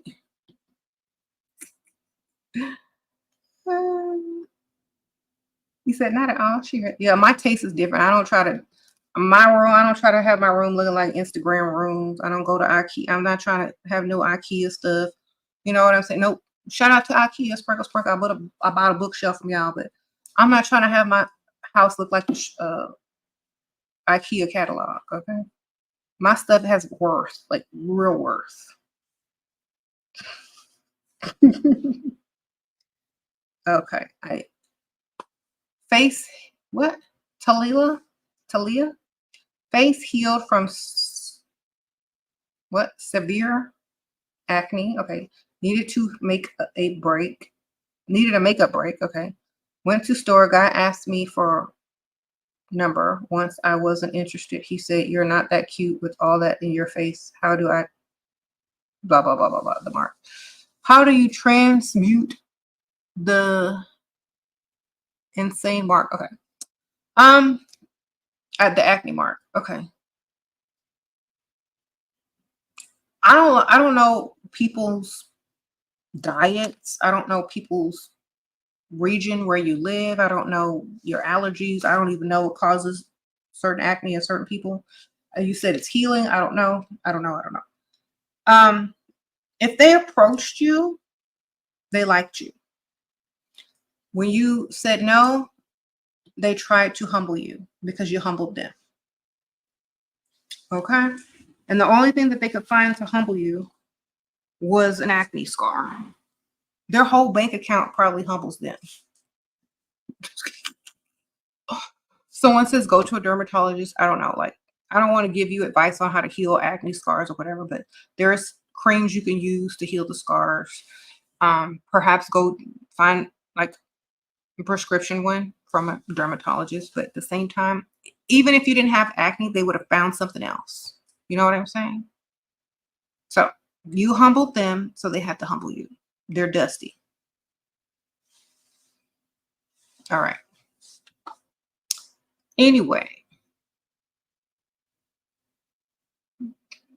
you said their bank account does humble them and they're a little pee-pee. Exactly.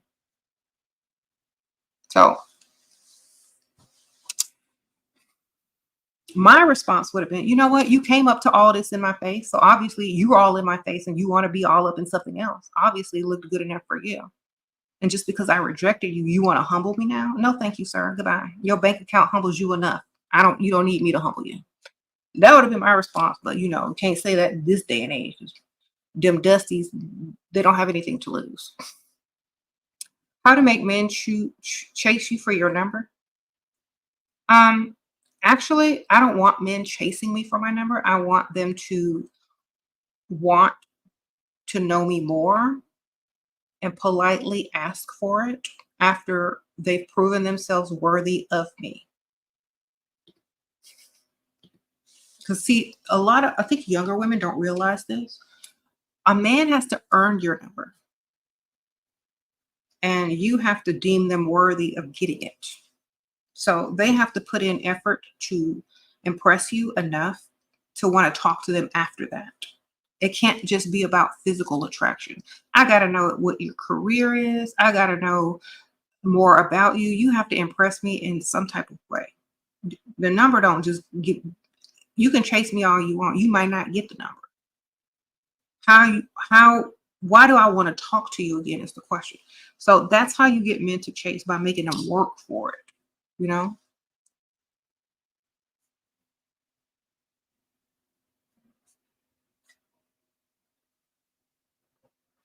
You said they hate if you say typical sad little man. Oh my goodness.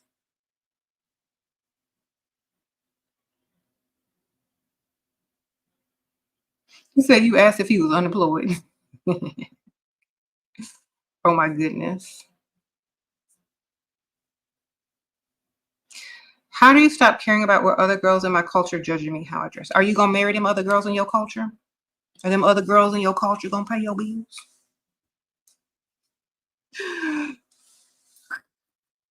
I don't even understand why women care about what other people think of them. Like you are your own person. You wake up every day and live your life. They don't live your life. You live it. And at the end of the day, you're going to have to wake up and say, I like the life that I'm living. Or you're going to say, oh, I wonder what those girls are going to think of the life that I'm living. Is it pleasing to them? Let me live my life for them other girls. No, you're going to live your life for you and don't care what they think. Okay. We don't care what they think. All right. We'd be like, well, sorry you feel that way. Sprinkle, sprinkle, and keep it moving. We don't care. We don't care. And once you don't care, you take your power from them. Because if you care, that's when they have power.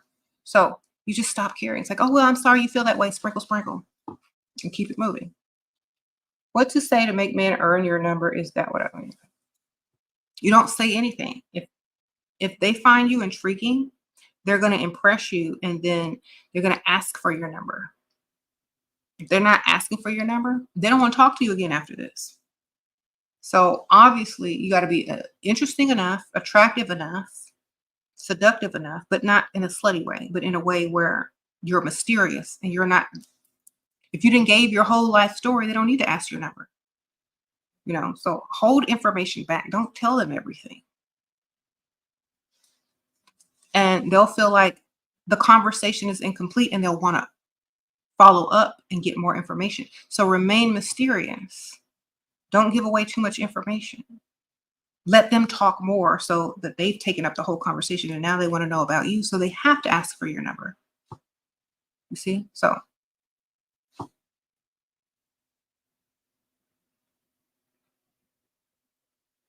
some guys just talk to you just to pass the time. If you give them all the information, they don't even wonder about you as a person anymore. You're not a mystery anymore. They don't need your number. They know your story. They've already concluded everything about you, and that's pretty much it. So that's one reason why men don't ask for numbers. If you remain mysterious, make them feel good about themselves, if people are checking them out and how they're, what the youngsters call it, rizzing you up, and you're laughing at their jokes and you making them feel good in public, they're going to want to do it again. Uh-oh, Jaylene, sprinkle, sprinkle.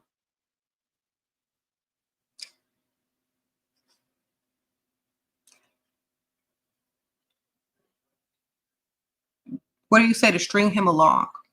You're not leading the conversation, man. That's a masculine approach. They're leading the conversation. You see? You don't lead the conversation. Let the man lead the conversation. He approached you. He's interested. Don't talk his ear off. Don't take his job from him as being the masculine one. Let him lead. Let him talk. Let him ask you questions.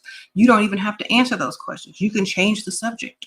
You can, if they say, oh, so what do you do for a living? Like, oh my gosh, I really like this color on you. Then slightly touch their collar. Anyway, you play with what you have. You don't do an interview. You don't take on the masculine role. You must remain feminine. That's what gets them. Oh, sprinkle, sprinkle. They came over to you. They lead the conversation. Let them talk about themselves more than you're talking about yourself. If they ask you a question, say something silly, not silly, but say something like vague and put the attention back on them.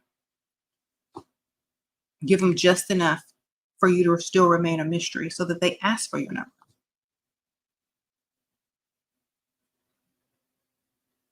What do you do when a man has had you in narcissistic tendencies and treats you bad?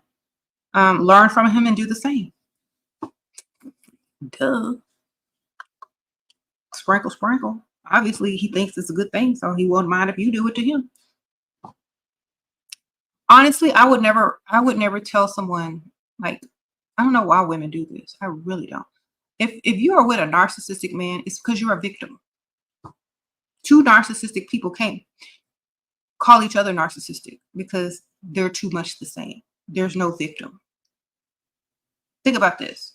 When Kim and Kanye were married, they're both narcissistic. There were no victims in that situation. There were no victims in that relationship. Zero. You get it? So who are you a victim? Narcissism. If you're going to deal with somebody that's narcissistic, it means you're a victim. They sought you out because you have victim written on your forehead. If you're not just as narcissistic as the dude that you're dealing with, don't be with him. Period.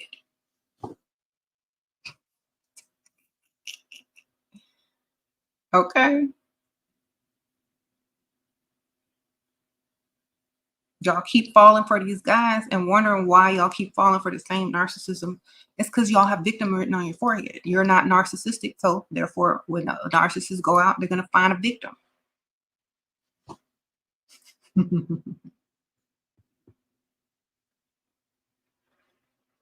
So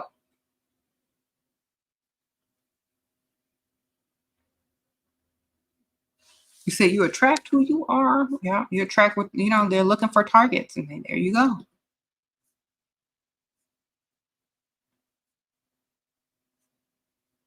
Like, I wouldn't even realize if a guy was a narcissist because I'm probably doing a better job at it in the relationship. Okay.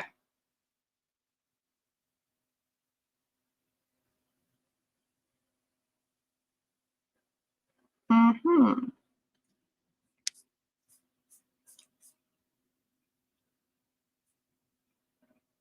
And this is, they think main character energy. Know thyself and worth. Yes.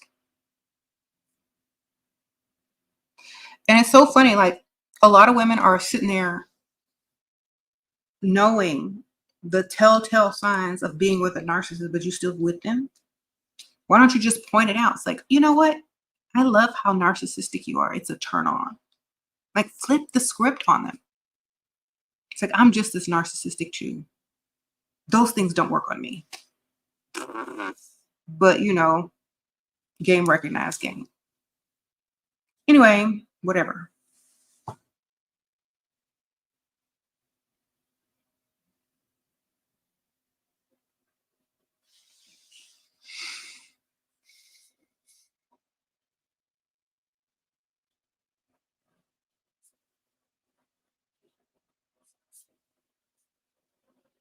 Sprinkle, sprinkle.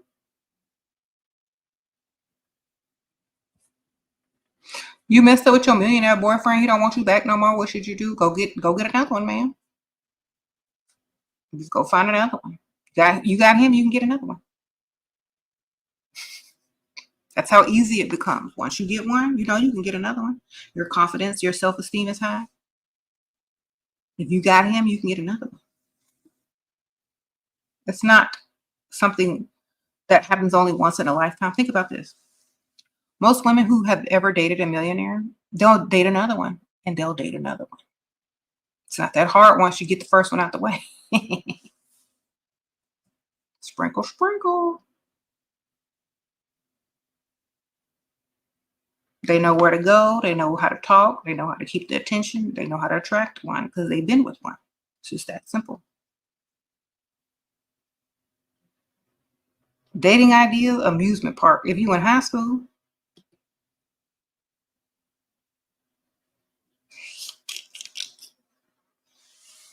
okay. If you're in high school or first year of college, yeah, I'm not going to no amusement park as for a no date. That's if y'all are already in a relationship and y'all are just looking for something to do on the weekend. But when someone is dating you, they should be trying to impress you.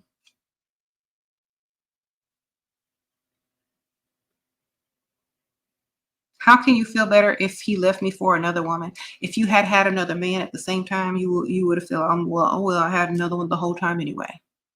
That's how you would have felt. You wouldn't feel bad at all. You'd be like, you know what? Oh, well, I got me another one already. That's why I tell y'all, date more than one that way, because they are. Obviously. If he left you for another woman and you were being faithful to that man, and I keep telling y'all, date more than one, y'all gonna figure it out sooner or later. You can't get left for another woman if you are already with another man. Sparkle, sparkle. You gotta have options, man.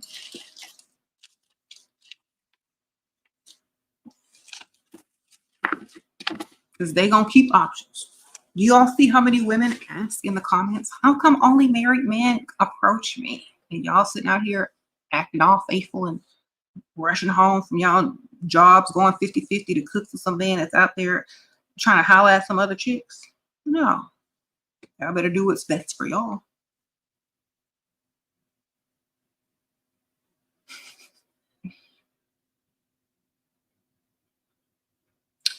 You see, learn the hard way, shaking my head. Yep.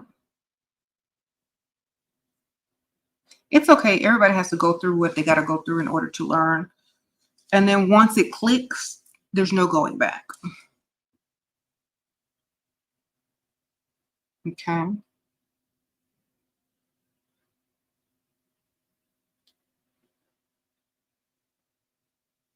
Sprinkle, sprinkle.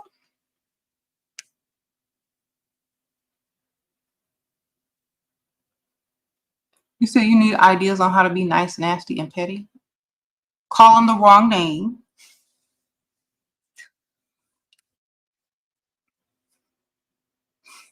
That's number one. Oh, mispronounce or call them the wrong name. Make them explain something really long and drawn out and then say, I'm sorry, what did you say? So they have to say it all over again.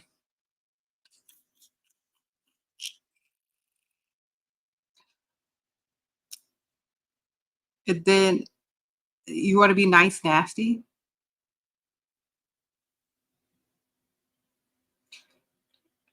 Just call them the wrong name, man. That's literally it. Mispronounce their name, call them the wrong name. Act like you didn't hear what they were saying after they explained something like in a long, drawn out way, and then ask them to repeat it. What'd you say? I'm sorry, I was zoned out. Could you explain that all over again? Be petty like that.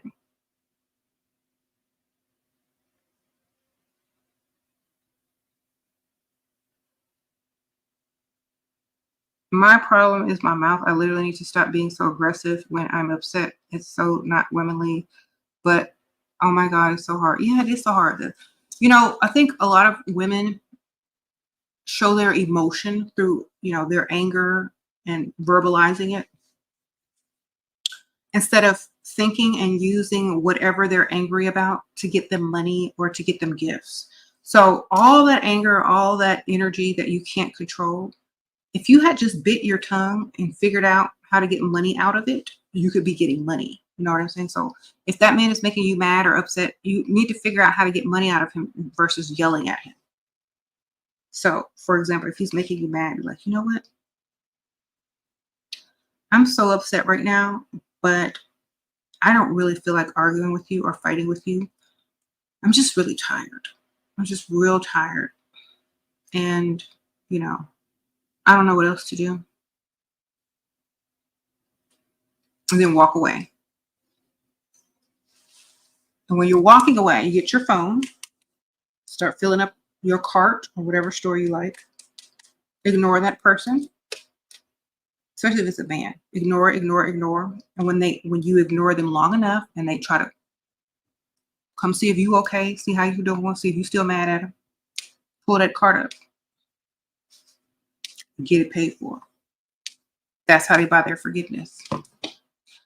And see, if you're arguing with them, now you're just as guilty as them for whatever they did to you. Because now it's tit for tat. Now it's make them mad. Now it's make her mad. Now it's make them mad. Now it's make her mad. If you stay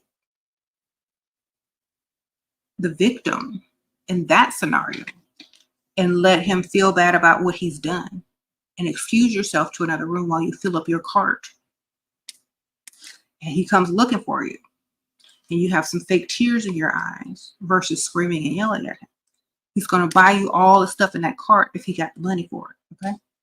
So learn how to excuse yourself and fill up a cart, ma'am. And when he comes looking for you, make sure he buys your forgiveness in that little checkout. Don't react. If it's not going to get you paid, why would you react? People get paid to act crazy and put on a scene, when they're actors. You ain't getting paid, ma'am. You're not getting paid to exude that much emotion from someone that's not giving you anything that you want in return. So therefore, go fill up your cart. And when they come looking for you, try to make amends and apologize. Make them apologize with their credit card. Okay? All right. Just try it one time. I know it's going to be hard, but just try it. Take you some CBD gummies, calm yourself down, go fill up your cart. And when they come looking for you, make sure they bring in their wallet.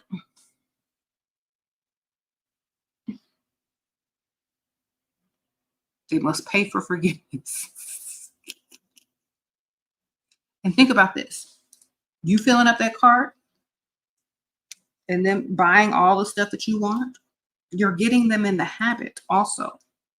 It's also psychological. You're getting them in the habit of where if they make you mad, they have to pay. So every time they make you mad and do something crazy and make you mad, and when you don't get angry at them and you don't argue back and give your emotions back to them, they don't know what you're thinking because you're in there quiet. They don't know whether you're texting another man, getting ready to start your whole new life over, getting ready to, level up on them. They don't know what you're doing. You're just filling up a cart for them to come pay for when they come to their senses. That's all you're really doing. So silence is worse than you arguing back and forth with them because at least they know where they stand with you. They don't know where they stand with you because you're not talking at all. And you're in there just feeling bad, feeling hurt, being upset, and you're not verbalizing it emotionally. They don't have an exchange with you anymore. So now they're going to come in feeling guilty or like they don't know what's going on. In order to get back in emotionally with you, they need your forgiveness. Make them pay for it. Okay? Otherwise, you just screaming and yelling for no reason and not getting paid. You said it's expensive to make us angry. Exactly. And the more expensive it is, the less they'll make you angry. because they know what they got to do. Mm-hmm.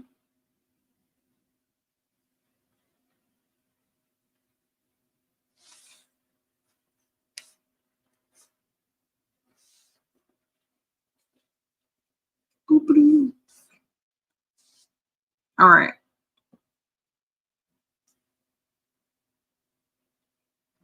How should you explain why you don't have a car to a man? A good lie.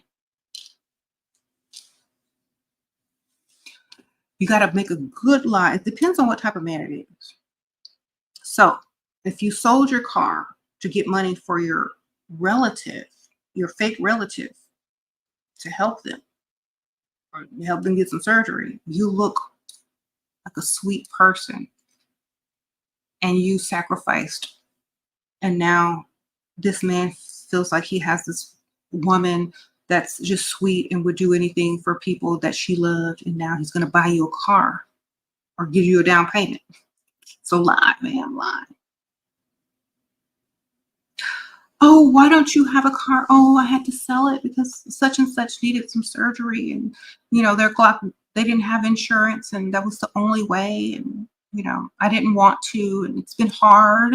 I've been taking public transportation, and the guys on the public transportation are always gawking at me, and I feel so unsafe sometimes. And sometimes I have to spend a lot of money of my check on Uber, and it's just adding up. And enough about me. How are you?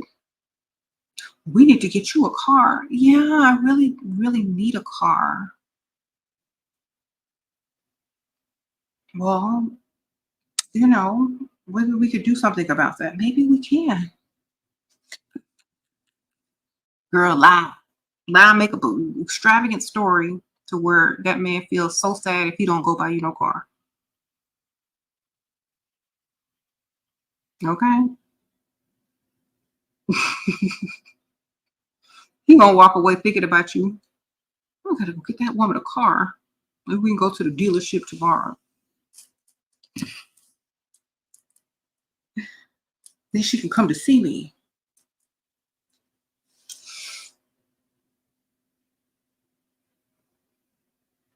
So lie, man. Make a good old story up and make sure it tugs at the heartstrings so that you can get your money in your car.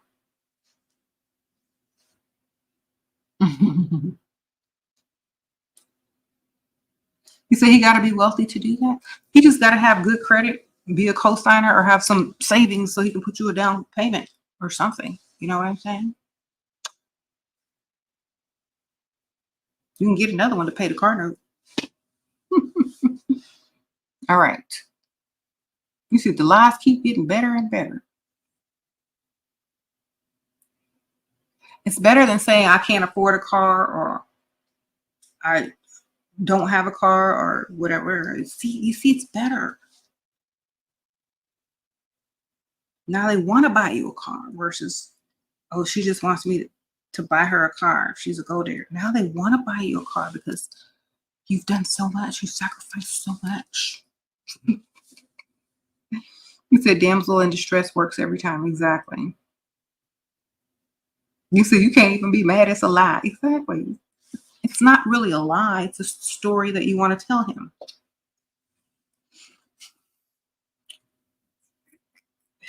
So when they say, why don't you have a car? Sit them down. Say, you know what? Let me tell you the story about that. You just told him it's a story. You just told him. Sit down. Let me tell you the story on that. You ain't lying if you told him it was a story. Just don't say true story. Just say story. Loophole.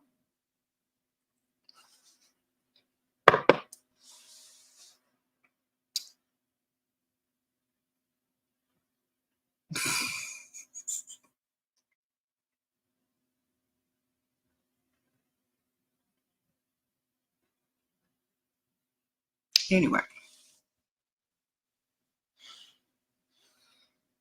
You say you went shopping at this luxury mall. What would you spend it on? I need ideas. What are buy stuff that appreciates in value? Jewelry and certain types of handbags. name brands that appreciate with time. It because if you're just gonna buy trendy stuff, it's gonna be out of style next year. You're literally just wasting your money. So try to buy items that are luxury brands, especially if somebody else is paying for it. Items that get more valuable over time.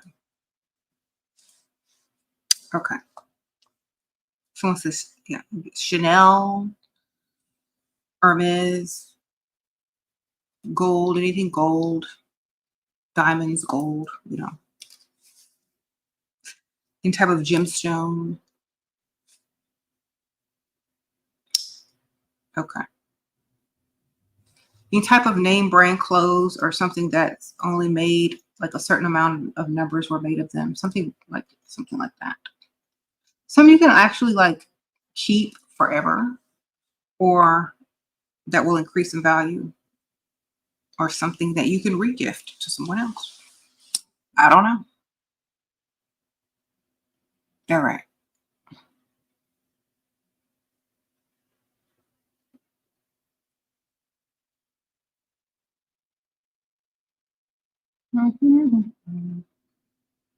And any man that's mad at women trying to date men that have money don't have money. Because otherwise they'd be all for it. So just understand that. If you run into a dusty man and they're mad at you because you only want a man for their money, it's because they don't have none. That way, that they have no option with you. Like there's no way that you'll ever want them because they don't have what you want. So of course they're going to be mad. If you were to walk in a room and say, "I want a man that is dusty," all the dusties would perk up and get ready, right? But if you walk in a room and say, "I want a man with money," all the dusties gonna get mad because they ain't got what you want. So that's how you know who's dusty and who's not. When you say your standards and they get mad at them because they can't meet them. Of course they're gonna get mad at them. But the funny thing is when they go apply for a job and when they get interviewed and they're told they don't have the skills or the qualifications to match that job, they're not going to get mad at the interviewer. They're not going to get mad at the person that's sitting there giving the job interview. They're just going to say, "Oh, okay, bye." But when it's a woman, they're going to get mad because they think you should automatically accept them when they're underqualified. Nope. You underqualified. Goodbye.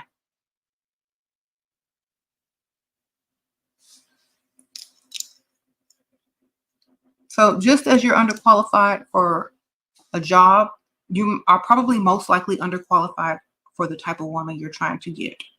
Like a lot of guys understand this. But some of y'all need to realize it. You said they're chronically mad because they're jealous of women.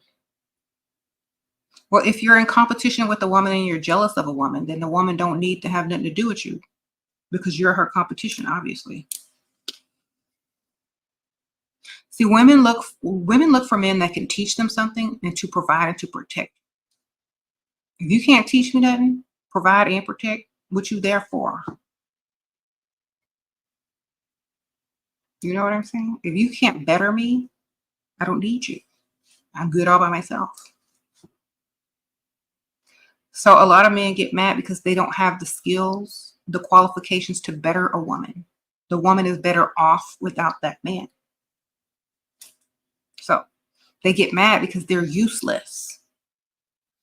How would you feel if you walked into a room and you were totally dismissed because you were useless? It will make you mad because you're not qualified. So instead of keep going into places where you're useless, go become useful. See, instead of walking into places where you are deemed useless, you need to walk into places and learn to be useful. Then you can go wherever you want. If you're not useful, nobody's going to even use you. So you don't even have to worry about being a target. Okay?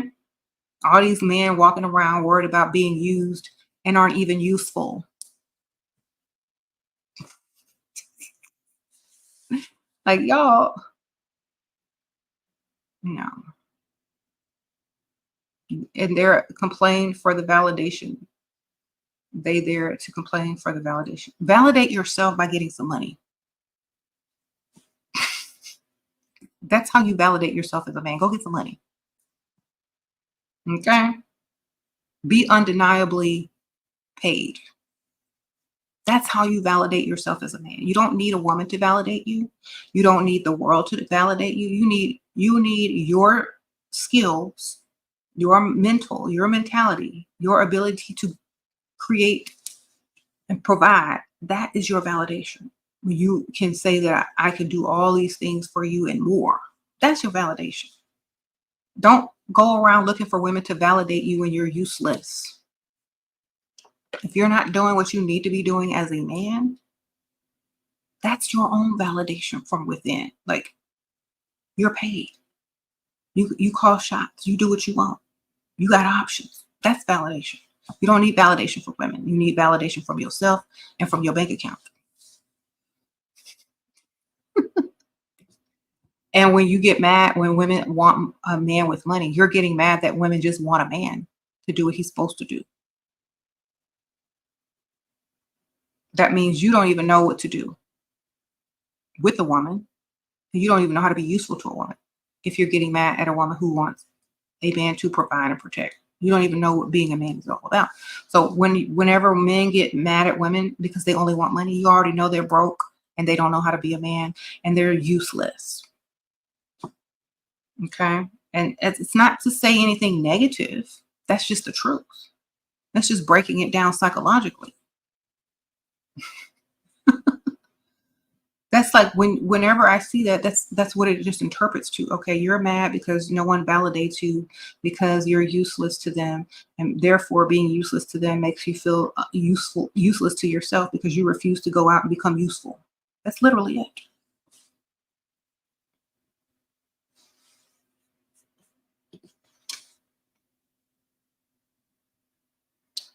Uh-oh, the realest mommy's goose tarot ministries. Thank you for the super sticker. Appreciate you, girl. Sprinkle, sprinkle. He says seeking validation from other people is exhausting. Yes, go sit down somewhere and figure out how to validate yourself with some money. It's exactly right.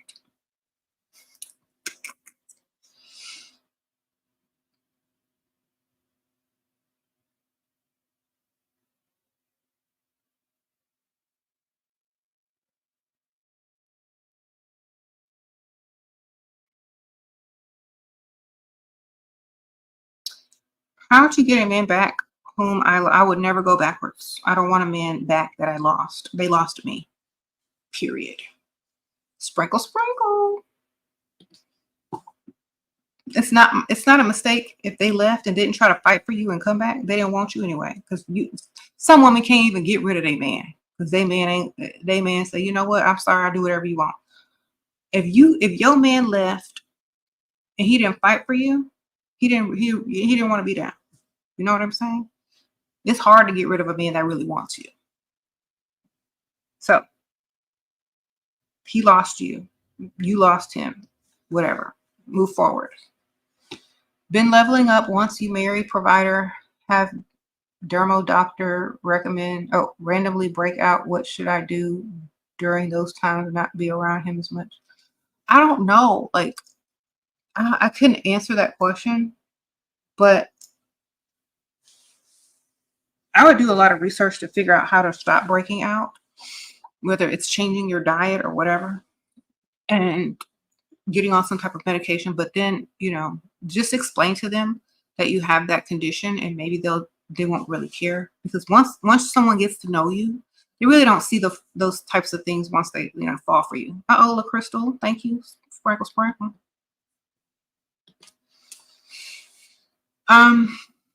But yeah, there's something you could do about that. You just need to do all your research that you can do. But yes, if you need to take breaks, then make up some lies and excuses of why you can't see them. That's understandable. Mm-hmm.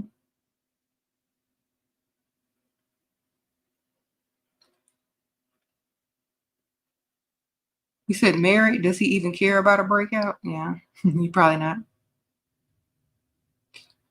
Um,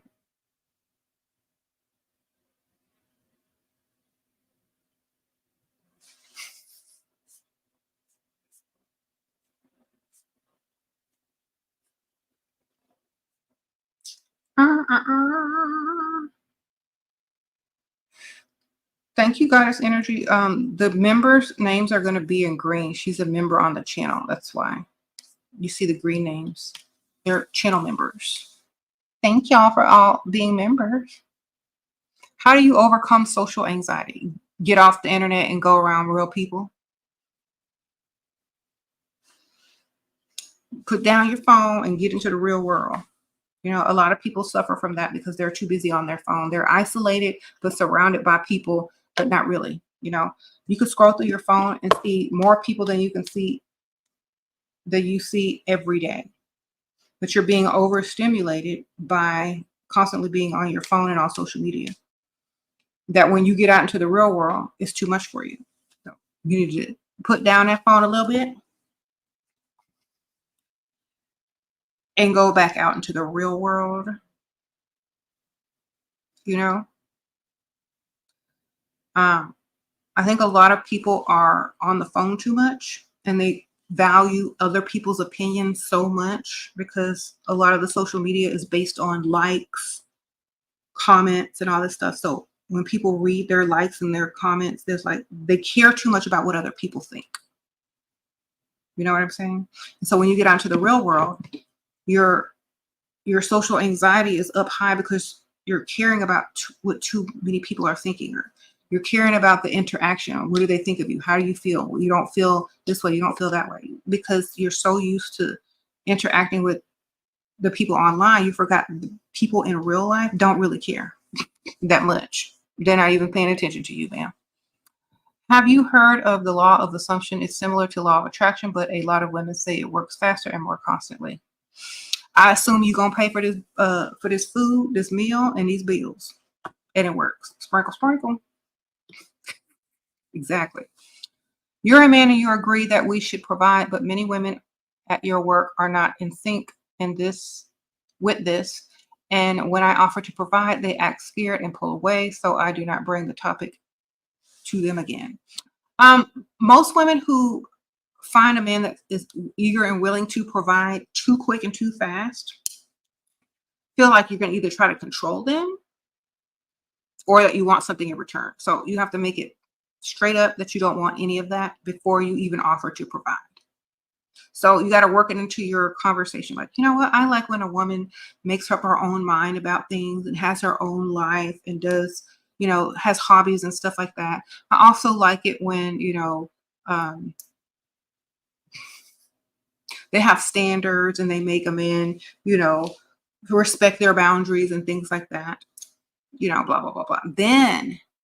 Then you say, I think a man should always pay for a woman. Approach it from a gentleman-like perspective versus I want to provide for you, like, and scaring them away, because a lot of women have been like scared away because they think you're going to want something from them or you want to control them with it. So you got to put it straight out first that you're a gentleman, and then they'll be more trusting of your want to provide for them, you know?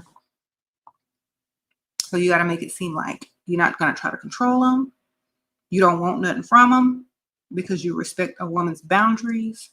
And then you got to approach it like a gentleman. It's like, oh, you know what? Let me get that, you know, let me get that for you. It's not a problem. You know, I want to. It's not an exchange. If you're going to provide. There's no exchange. If that woman deems you worthy and wants to do something for you, like, you know, be intimate with you or have a relationship with you, it's on her own timeline. Has nothing to do with what's being provided. You see? And usually if a good provider provides well enough, the woman will do whatever she feels like doing when she feels like doing it, and doesn't have to be provoked so much. If he starts to pull away, what do? Give him space, because you're probably smothering him. And Or if you met online, he's probably dating another chick, because that's what guys that have those online dating apps do. You should be dating other people at the same time. If he starts to pull away, then start to get closer to somebody else, you know? Because I think a lot of people don't realize when people start pulling away, it's because there's other things that they're trying to do, they're interested in, or they need a break, or they need some space. Because sometimes if you can't miss the person that you're with, you can't see why you like them anymore. So you need some space too. Oh, I gotta go, y'all. I didn't realize how late it was. I woke up. Well, I didn't wake up super late, but I didn't even realize how late this was. Sorry, y'all. You said you ain't gonna buy you. Well, you can't buy anybody anything if you ain't got it, and you ain't the target. Your bank account on E. Don't nobody want nothing from you. Sprinkle, sprinkle. Broke Dusty's always protecting their empty wallets. I'm not paying for anything. Duh, you can't. I'm not buying you anything, as if you could.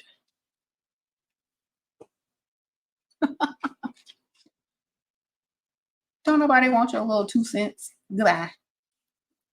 Keep your money, sir. In fact, keep it, save it, do something. How do you talk to men how to keep their interest? They have to keep your interest.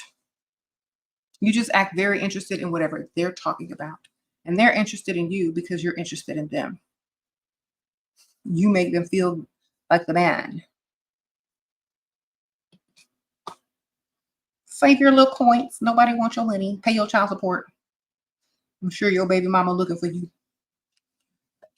Okay. Dusty's always protecting their money as if they got it. No, you know your child support coming out that check. You ain't got nothing left.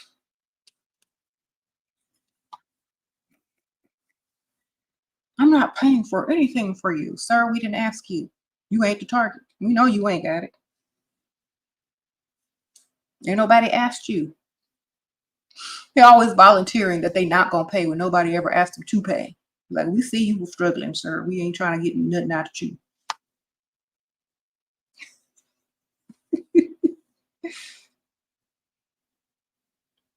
Like,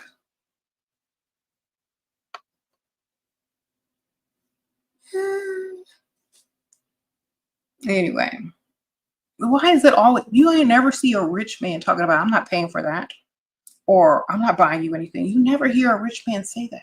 Only broke men talk like that. Only broke man be like, I'm not paying for anything. Durr, you can't. Ain't nobody asked you to pay. The only person that demands your pay is child support. You're not sure if you saw my question about the law of assumption. My phone died, right? Okay, yeah, I saw it. I said, I assume that people are going to pay bills. I assume people are going to buy gifts. I assume a lot of stuff. And that's how I get where I go. Okay. I assume a lot of stuff. Some people call it being delusional. Some people call it the law of assumption. Whatever you call it, just make sure you get it. Sure, you went dates with this guy, and our third date, he asked me a hug, and I said no to him. How he ghosted me. He was a provider. Did he give you any money to pay for some bills? Third date, all he wanted was a hug. Girl, that ain't so bad. Hug him like you hugging some money. Sprinkle, sprinkle. If you would have said a kiss, I would have understood. But a hug, girl.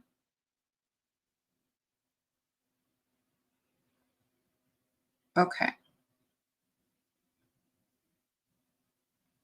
Mm-hmm.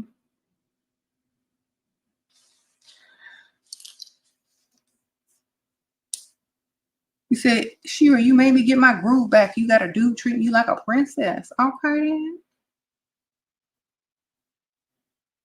You said, I call it goddess energy, goddess warrior, the art of receiving. Exactly. Thank you. Mm-hmm. You wore your pheromones today, goddess energy? Yes. Rich men literally never harass women online. It's always the broke ones. Duh.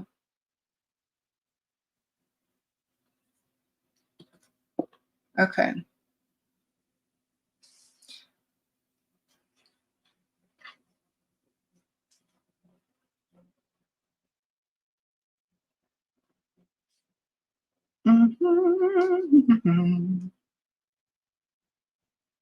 Anyway, y'all don't listen to them dusties. They just venting on how broke they are.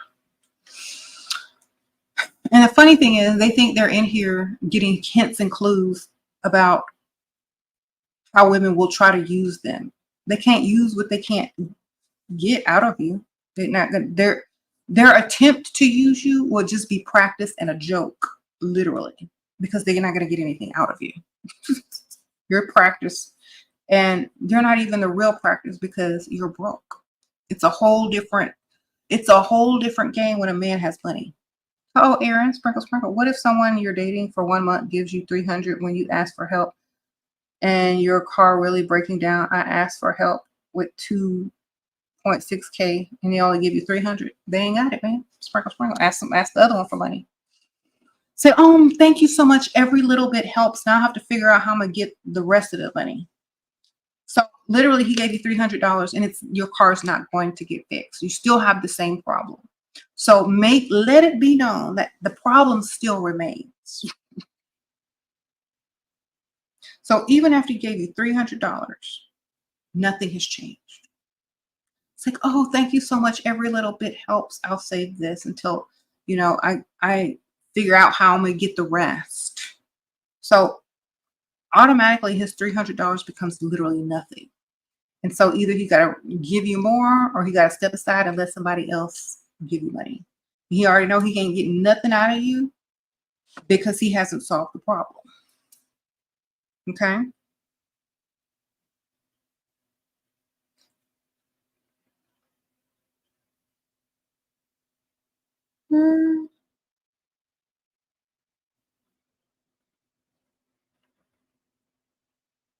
He said, now, of course, it's a different ball game if he wears a size 14. You mean in shoes?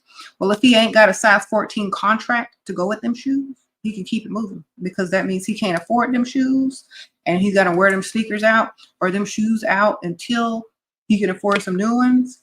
And also it means that everybody probably assumes that he plays basketball if he's a size 14 and he's tall. And then they're going to have to be sorely disappointed when the answer is no and that he works at T-Mobile. Sprinkle, sprinkle. Y'all ever seen one of them type of guys? They're tall with big feet for no reason. They ain't playing no basketball. They ain't in the NBA. They ain't on the football team, but they work at T-Mobile. Messed up. Like, you could just pretend you play basketball.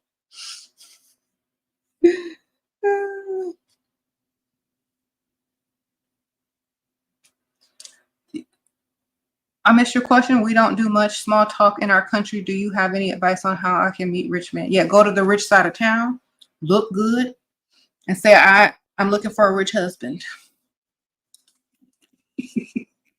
Yeah, no small talk. Get straight to the point, man. Look good. When they say, hi, how are you? It's like, oh, I'm great. They say, well, what are you looking for? A rich husband. No small talk. Straight to the point, man. Sprinkle, sprinkle.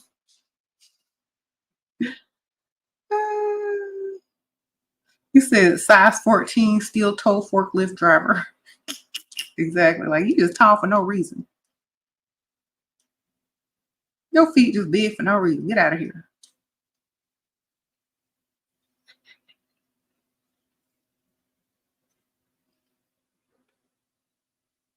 SHERA, he's too emotional 3 dates in, girl. Okay, if you find a man that's too emotional, you know he's emotional, so work on his emotions by asking for something, by coming up with an emotional, sad story that will appeal to him so that he can help you.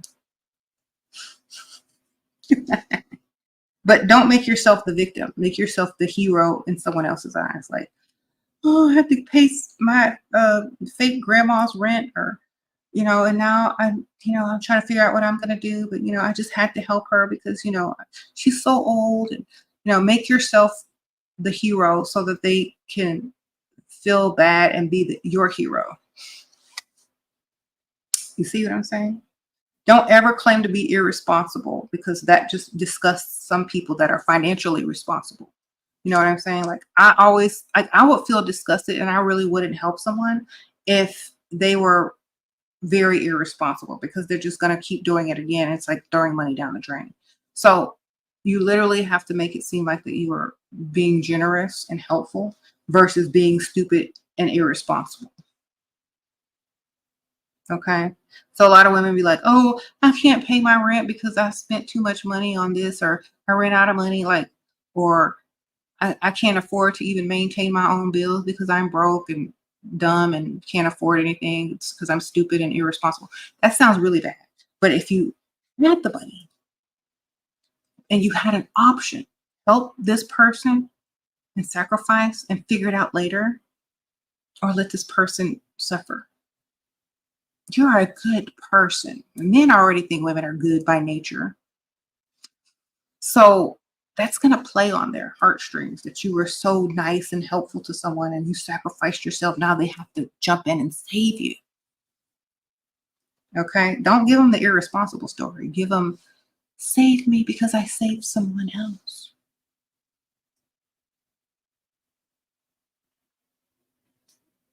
Okay.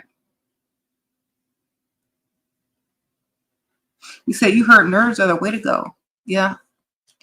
Engineers make a lot of money depending on their role on the business. Yeah. Go for nerd, ma'am. Maybe you should be straight up and ask instead of scheming for money, SHERA. I'm going to do both. I know who to ask and who to scheme. Now, I don't have to do that, but if I did, I'm doing both. Because some people don't know. Like, you're going to tell them without telling them. Like, let me tell you the story about why this, and that. You told them it was a story. You ain't scheming if you just told them it's a story. Just like some people ain't scheming when they showed you there's no blood on their hand, but there's some blood somewhere else, even though they touched that same spot. Ain't no blood on their hand. Stay scheming. Oh, it's true. You hate small talk so bad. How do I do it and hold the conversation station? I prefer just being quiet on. Ask them questions about themselves so they have to keep talking. Always ask about themselves so they have to keep talking. Keep talking. Get them to keep talking. The more they talk, the more information you can gather and figure out how to get their money. You said men know these tricks and they're not responding because you're responding to the wrong men. You're using these tricks on the wrong men. You got the wrong targets.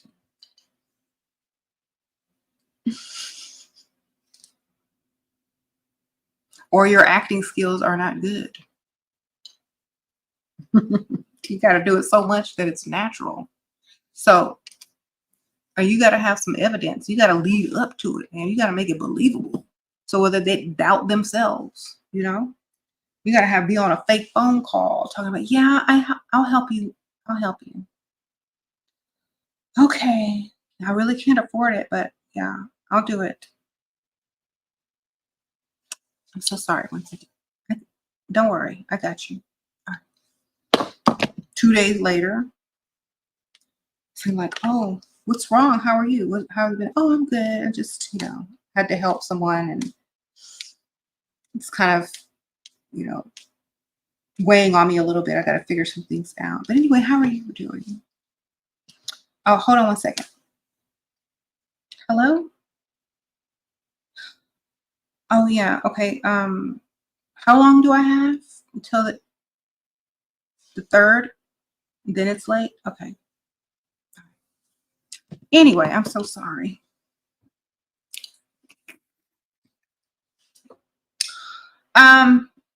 So where were we? What were we talking about? You were talking about your day. I'm so sorry. Go ahead.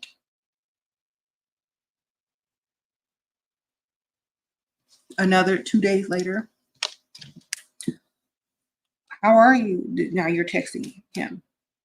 Oh, I'm okay. I just have to figure some things out. I might have to move soon.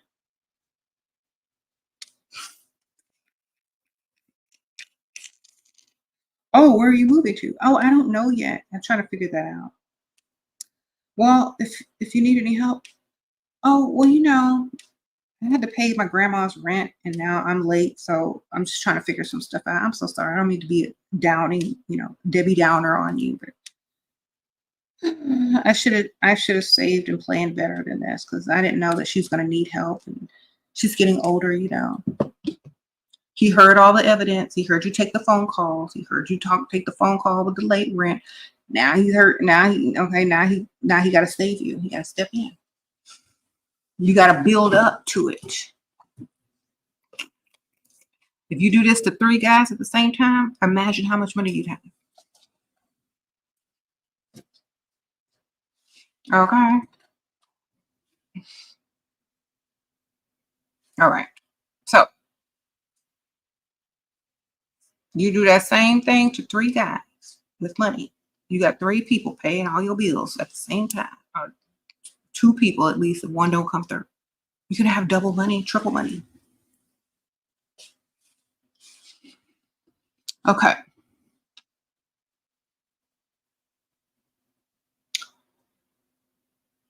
Why would you want a woman to buy you what? A coffee? I don't know. What do you do if he catches you in a major lie? Have a bigger lie to cover that lie. Be smart about it. Like, if you're going to lie to him, you already need to have a lie to cover that lie. That will answer it all.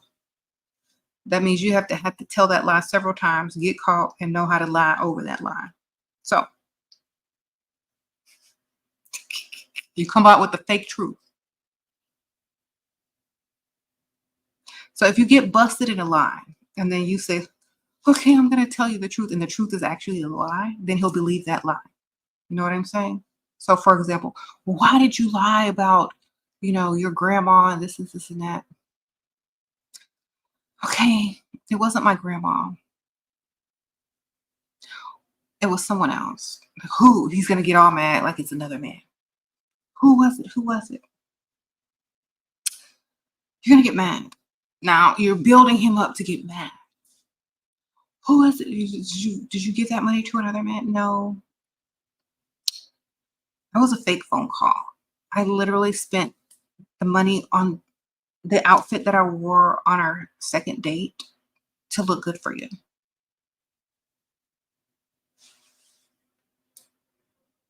Because I liked you so much. And I wanted to look good for you because I really liked you and I wanted you to like me. And I spent a lot of my money. It's embarrassing, I know.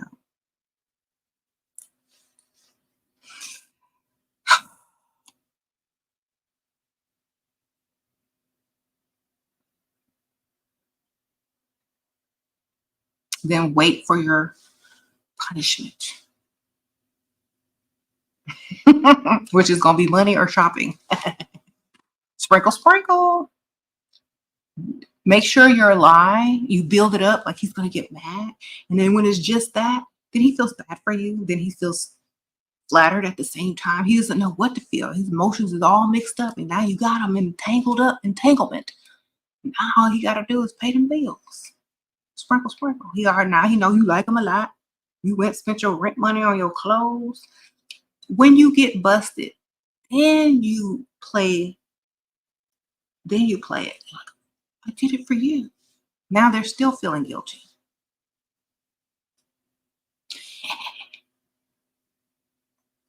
What do you do when a guy says he doesn't like your outfit? Look at it. You got to get dramatic sometimes. You got to well, I do what I can. I do been wanting to go get some new clothes, but I don't have it in my budget. So I'm sorry you don't like the outfit, but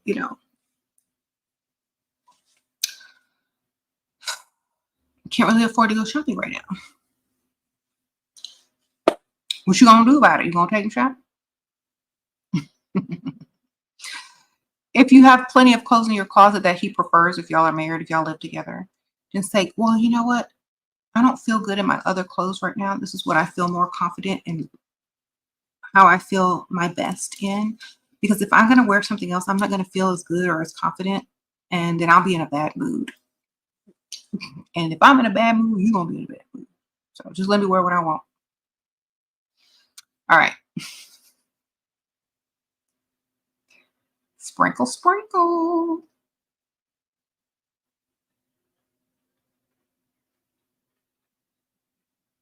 It said a guy should never borrow money from a woman. That's true.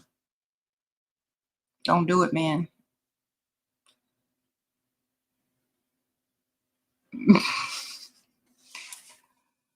Why would a guy want me to move in and provide, wants a baby, but doesn't want to marry? Because you're not marriage material and you look like a pygmy lamb. That's the only reason. That's tough love, I know, but think about it. A woman with very high standards would laugh at him and say, you must be crazy. But a woman that has low self-esteem and is a pygmy would literally consider that. So think about it.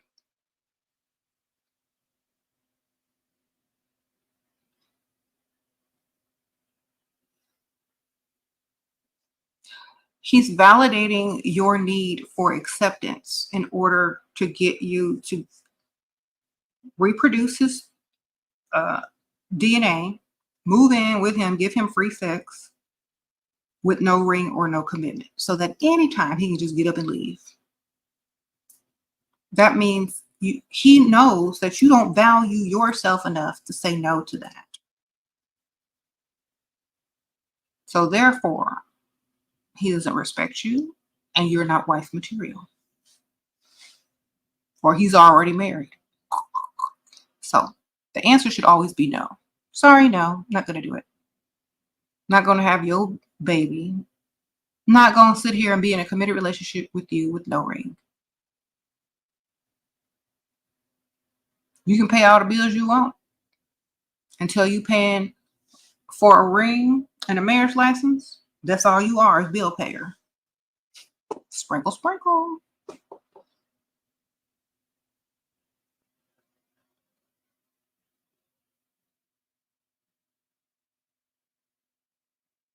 He said, how do you get a provider if you only have time to go to college? Girl, I had time to do all of that. You got to make time.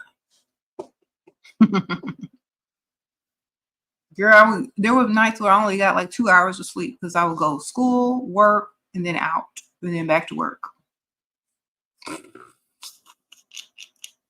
I made it work though. So you got to be serious about it, man. Can't be playing.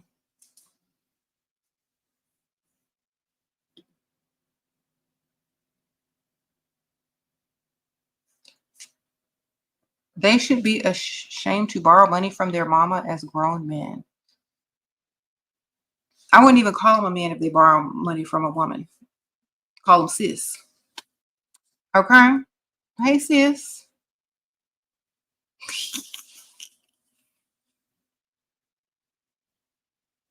Okay. Yeah, y'all. I didn't know it was this late. I gotta go.